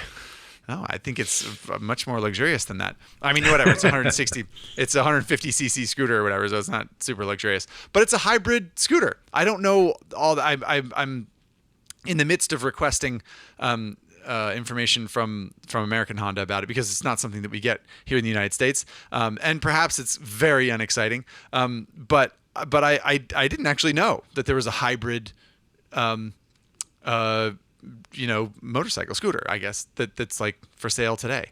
And there's all this talk. Kawasaki's been talking about how they're going to release e-bikes, and there's this talk about hybrids, and that's what I want in 2022. What's the mileage? What's the mileage claim if it's a hybrid? 1,050. Really? So yeah, 1,050 miles. No, I don't know what the mile. I don't. Honestly, the only all the information that I found was not in English, so I couldn't read it. Which is why I talked to American Honda about it, and our guy over there said, yeah, I can send you information on it. The point is, I want to see the Honda Navi is, if nothing else, something different that has been presented from a price point standpoint, from a wheel size standpoint, from 10-inch wheels. And I'm not saying that it's the best thing for motorcycling since tubeless tires, but it's something. And what I want to see in 2022 is some movement on the electric or hybrid front from a sizable manufacturer. Like, I want to see a hybrid Kawasaki, or a hybrid Honda, or an electric whatever. I don't know. I've had enough with all the talk. I've had enough with all the concepts and all the, by 2030 we're going to have 8 So models. You want them to put their money where their mouth is, and that's what you're excited to see happen in the next year. Show me. Yeah. Let's this the whole automotive technology thing, right? We always say this, like, you look to cars to see where motorcycles are going to a certain extent. It happened with hybrids. Whatever. Hybrids have been around for 15 years at this point? Yeah. Well, what I'm saying is we saw it transition to motorcycles with ABS and LED lights and lithium battery, whatever. Like, there's stuff that happened in cars that has transitioned to IMUs, the transition to motorcycling. So I'm ready for the hybrid thing. And I know that I live in a big city, and it makes more sense for me, than it maybe does for other people. And I'm the guy who need something to replace that Aprilia scooter in your garage, and you want them to bring that over. It's okay. Yeah, sure. I think I just think that we're like, I can't say that I'm certain there's a market for it. And there's probably people listening to this podcast thinking, oh boy, no one's going to buy that, you idiot. They want motorcycles that make noise and they can ride for 1,000 miles and fill up with gas and not have to worry about it, and whatever. Yeah, maybe that's true. But I'm ready. Yeah, I'm but ready, I agree with you in your sentiment entirely. What's it been, like 6 or 7 years ago that Honda showed an EV Cub at the Tokyo Motor Show, right? And we still don't actually have one that we can buy. I mean, that's a perfect application for an electric drivetrain, and they looked great. And instead, the 125cc internal combustion Cub is fine. That's great. But why don't we also have the electric version? Kawasaki, as you pointed out, we had an article in Common Thread about their business plan, which calls for them to come out with all these electric and hybrid, which they did specifically say, not just electric motorcycles, but hybrid models. So, perhaps overly optimistically, we thought we might see something this year from them. And basically they came out around the time of the EICMA show and said, yeah, next year. And but the deadlines they've set for themselves are pretty demanding, and yet we still haven't seen anything hard and solid from those major motorcycle manufacturers. Yeah. Well, I agree with your sentiment 100%. So then, Lance, Spurge, what about a hybrid adventure bike? It would be so awesome. Think you could have a high revving engine that creates lots of horsepower, but then all the torque of an electric motor, and the like stump pulling torque that gets you up your obstacles and your logs and your rocks and whatever the heck it is you do when you ride your adventure bike. You're getting very dangerously close to like Turbo Bruce territory here with what I. This is my new turbo. This is the new turbo for me for season 5 Highside Lowside hybrids. I hate it. I like how have we gotten into? It's the first episode of season 5, and we've already got a new cross for Zack to die on for us. All right, so Lance Oliver, I'm gonna leave this last piece to you, and then we're gonna kick you off because we got to get into listeners' comments. Are there any last motorcycles that you are excited about potentially seeing in the new year? You get the last word.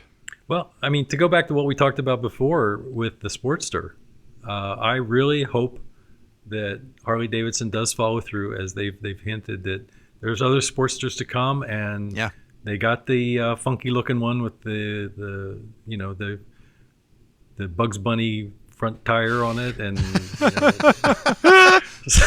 the stuff that you would see in Who framed Roger Rabbit? Yeah. So anyway, now that we got that out of the way, let's build a real Sportster, okay? That's what I would like to see in 2022. Will I see it? I don't know, but that's what I'd like to see. All right. I like it. It's a great answer. It's a great answer. That's a great answer. So with that, Lance, I want to thank you for taking the time out of your Friday afternoon to sit and chew the fat with us about motorcycling. But now we got to get you out of here so we can highlight some listeners' comments. All right, guys. See you later. See you, Lance. Well, that was a kickoff to season 5. If I ever listen to one, I mean, we're already 2 hours into this sucker. Yeah, I know. We better get through the listener comments here. I promised 1 to 3 hours of podcast, and we might end up being over, which would be a little much. So let's jump right into it. The listener viewer comments from you all, our beloved viewers and listeners. The first one is from Leaf, who says, I've been riding for 4 seasons now, daily rides in 97 R1100 GS. Leaf says he is confident on dry, clean pavement, but have trouble getting comfortable with the bike moving around under me. Probably overcautious. And goes on to ask, how would you recommend I get more comfortable with the bike moving around under me and more confident letting the back tire slide a bit and learn how to catch it safely? Love this question. Really, really good one. My first... the first thing I'd like to mention is the taking a school or something, like Rich Oliver Mystery School, or an American Super Camp, or some kind of flat track school where they put you on TTR 125s, like really small motorcycles, and they have you. The whole idea is that you slide around. The whole idea is that it's slippery and weird, and you race around with your fellow classmates. And it's fun, but also you get the feeling of a motorcycle moving around, and you may even tip over, which is the right environment to tip over when you're on a little bike on a little dirt track. So I would look into something like that. Yeah, and I think to be careful, Zack says racing around. The beauty of American Super Camp is that you're on a bike that makes no power, but it's a really great place to learn with people that are at your same level. And one of the things that I remember asking my first time doing American Super Camp specifically was, do you find that your course really only draws in people that are looking to get better off-road? And actually the majority of people, from what they said, that come to their school, they do it to get better on the street. And I think that's something that a lot of riders don't realize. Zack's point to this is you have an R1100 GS, you could take an adventure riding course, and riding off-road really does teach you skills that translate back to the street. Specifically, Leaf is talking about how he's overcautious in wet, and a bit nervous in gravel. Gravel is a tricky little to be honest with you. Like even when you're used to riding off road, like Right. gravel's just unpredictable and weird. So that's especially on a big bike. That's a Yeah. uh, big an R1100 GS is a big bike, and it's a little bit unwieldy certainly when the traction is lessened. So yeah, I think in either case, a small bike, a smaller dual sport dirt bike, and some gravel or slippery conditions is the right way to go. And if you go to a school or a camp or something like that, those are great because it's designed for you to slide around, like Colin Edwards boot camp or something like that. It's the whole point is to slide around and feel the bike move around underneath you and get used to that feeling. And they really facilitate that. But even if you bought a small dirt bike, even like a large kid's bike, a TTR 225 or something like that, and you like bopped around in the woods and like did some trails. I'm not sure where you live, Leaf, or that makes sense, but even doing that on your own would probably boost your confidence a little bit on the bigger bike. Yeah, and the only thing I'll say to Leaf is that the flip side of that is if you want to learn how to do it on an R1100 GS, you want to learn how to do it on a big bike. If you are on the Northeast, I went to Pine Barrens Adventure Camp where you bring your bike, they take you out to a sandy field in New Jersey, and you just they practice exercises with you, and then they take you out into a sandy dirt road and they teach you how to feel comfortable sliding. They get you to feel comfortable standing up. They get you to feel comfortable using your controls. So there's many different ways to experience that. I think Zack's is probably the safer, easier way. But if you really Also a want little to bit more learn, expensive, so. Yeah, well, it depends. I mean, like I think this course is like $500 for a weekend, and I think American Super Camp is like $500 for a weekend. So give or take, but there's a lot of options out there for you, Leaf, and I think that both Zack and I, when we read your comment, immediately went to rider education, something that Zack and I are both huge proponents of. Right. Unlike any other kind of education, which we think is ridiculous, obviously. Drop out of high school and go take an off-road riding class, people. That's where the future's at. So, one last thing for Leaf. If you're overly cautious in the wet, that's the right way to be. Be cautious when you ride in the rain. 100%. That's not weird. You shouldn't feel weird being cautious. And you're reaching for the right thing by trying to find a way to become more confident. But in general, even as your confidence goes up, being cautious on wet pavement or in wet conditions is always the right call. Especially when riding on the street. So I agree with that. I also, he didn't tell us what kind of tires he's using on an R1100 GS. If you're running knobbier tires, like that's not going to be a confidence-inspiring tire in the wet at all, regardless. True. So if you're running something like a Pilot Road 5 Trail, that's going to give you a much better experience in wet weather riding. So there are some options as far as like what rubber you're running to help you possibly feel a bit more confident. Where could you buy? You know what? Never mind. Forget Don't it. even. Question number Go, 2. move it along. You can take this one. You don't need to read the first part. That's not Uber just go cut to the question. Jason. Uber Jason says, "How can I not read that? You're just embarrassed about the fact that he likes listening to you giggle." Uber Jason says, I love catching up on Highside, Lowside, and Daily Rider because, man, I love hearing Zack's childish little giggle in the back of my head every time I twist the throttle. That's what Zack didn't want me to read, and I read it anyway, people. But his question says, what do you think of the viability of Harley or Indian releasing a sport touring bike based on King of the Baggers race bikes? There it is. There was the giggle, people. For those of you that don't know, there is a domestic championship called King of the Baggers where Harley-Davidson and Indian have gone sort of toe-to-toe with these saddle-bagged American V-twin bikes that have been heavily modified. They have race tires and high foot pegs, and they race them around. And it's fairly exciting to watch, I have to say. So this is the question from Uber Jason is there viability in creating a street bike from those weird mutant race bikes? And I am gonna say, yeah, I think so. I think that one of those bikes to use practically day to day would probably be awful because the foot pegs are just super high. But the idea of there being a sportier version of a saddlebagged American V-twin bike, I think there's something there. I think there's like, if you think about it doesn't I don't know, like the Pan America is sort of the other end of the spectrum because it's an ADV bike and it's got, a 19-inch front wheel and all that jazz. But like, I think there's something there. I think there's a sporty version of a Harley, street glide or a road glide or an Indian Chief or something. No, you or Chieftain. Chieftain. I just think they need to make it. So I think what a lot of people might not realize is that the King of the Baggers race bikes don't. Very few of them survive the actual race because they're tuned to within an inch of their life and the engines blow up. True. So That's true. I think part of this would get into the question, but you'd have to make them you'd have to make them more reliable, right? And I think it's a testament to, race bikes in general. Like if you're buying a race bike, chances are it's tuned to within an inch of its life. You're trying to get every bit of performance out of it as possible. Yeah. And I think you need to kind of bring that down and make it more usable for the street.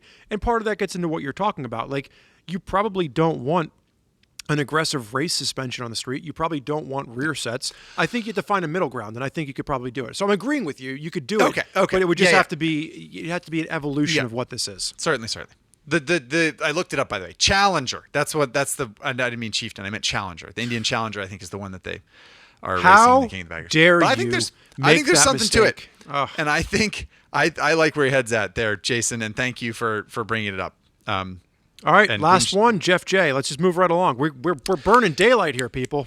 Jeff J says, I'm a first-generation rider and I don't have many friends with bike experience. What advice would you give someone that wants to get into collecting and fixing and modifying bikes? What tools and accessories do you find essential to get started on wrenching on your own bikes? So Jeff J is looking for friends. We should send Jeff a t-shirt just for like that way when he's in the grocery store wearing his Highside Lowside t-shirt, people will be like, hey, do you like bikes? Let's hang out and drink beer. And he'll be like, yeah. We can make that happen. Whatever. Did I just overpromise? What do we? No. T-shirts left and right. I have been trying to get you to start, being a little bit more liberal with the amount of T-shirts you're giving away. So far, it's really only been, your wife and family members that you've given T-shirts to, and I want you to go further and beyond. So, what do you think? What's the first piece of advice you'd give them? Well, it's a good question. The first place that I would point Jeff would be to Ari Henning's content. In fact, Ari had an episode of the Shop Manual about building a full toolkit for working on motorcycles for less than $500. I think it was a $500 motorcycle maintenance toolkit. You get a toolbox, you get all the stuff you need, more or less to start working on bikes, and it's compact. In fact, the toolkit that Ari built for that episode of the Shop Manual is the one we still use when we go on CTXP shoots and whenever we travel we go to a track day or something like that. It's still the toolbox that we grab, and you can pick it up and carry it. It's pretty small, it's pretty compact, and it works great. It's very, very complete, very comprehensive, as it would be coming from Ari Henning. Yeah, and I think that looking at some of the other episodes of the Shop Manual, there's a lot of great simple jobs that you can do on your own motorcycle. That even if your bike doesn't need the brakes bled, you can practice that in the garage. Sure. You can practice that skill. Definitely get the Shop Manual for your motorcycle. I know that's something that Ari Henning would tell you himself if he were here, is buy the Shop Manual for your bike. And then the only thing that I want to throw in as far as advice for someone that wants to get into collecting and fixing and modifying bikes, do it one at a time. And I'm speaking from experience. I was the guy that I went through a collecting phase where I was just buying cheap, beat up old motorcycles. And all of a sudden I had a garage in Nashville full of old, cheap, not running motorcycles. And it almost was to the point where I was like, I'm going to go ride the one that is actually running today versus spending the time in the garage fixing all these old ones. So find one, get a runner. Do not buy something that's Spurgeon Dunbar's advice. I can't tell you what Ari Henning would tell you there, but I would get one that's actually running, that needs work, and that way you can at least know where you're starting from. So don't go out and start collecting a bunch. Get one, get that project complete, and then move on to the next one, as opposed to just going out and collecting shiny objects. I like it. Very good advice. Start small with the motorcycle collection. But first and foremost, check out the content on Common Tread and on YouTube, the YouTube episodes of the Shop Manual for information on how to build a toolkit and how to wrench on your bike. I think it's a great place to start. So for your chance to have Zach and I read your comment out loud on Highside, Lowside, make sure to leave us a comment below if you're watching on YouTube, or if you're listening in your ear hole, you can always shoot us an email to highsidelowside@RevZilla.com. Zach and I do our best to read as many of the emails and YouTube comments as possible. Indeed, indeed. And remember that if you don't just want us to read your comment on the show, but you want as well a free t-shirt, leave us a review on Apple Podcasts. It helps with the distribution of the show, as always. And you could be like KTMs Aren't That Great and Femi So Foxy, who are going home today, figuratively anyway, with fresh t-shirts, excuse me. And friendly reminder to them to send an email with your size preference and mailing address to highsidelowside@RevZilla.com. We did it. We came in God. under. Did we come in under 3 hours? I really hope so. Yeah. Well, that has been an absolute blast. I always enjoy having Lance Oliver on the podcast. Indeed. Zach, I always enjoy getting to talk to you. But the end of the year roundup episodes are always one of my favorite to kind of look back on what we saw and to look forward into the future.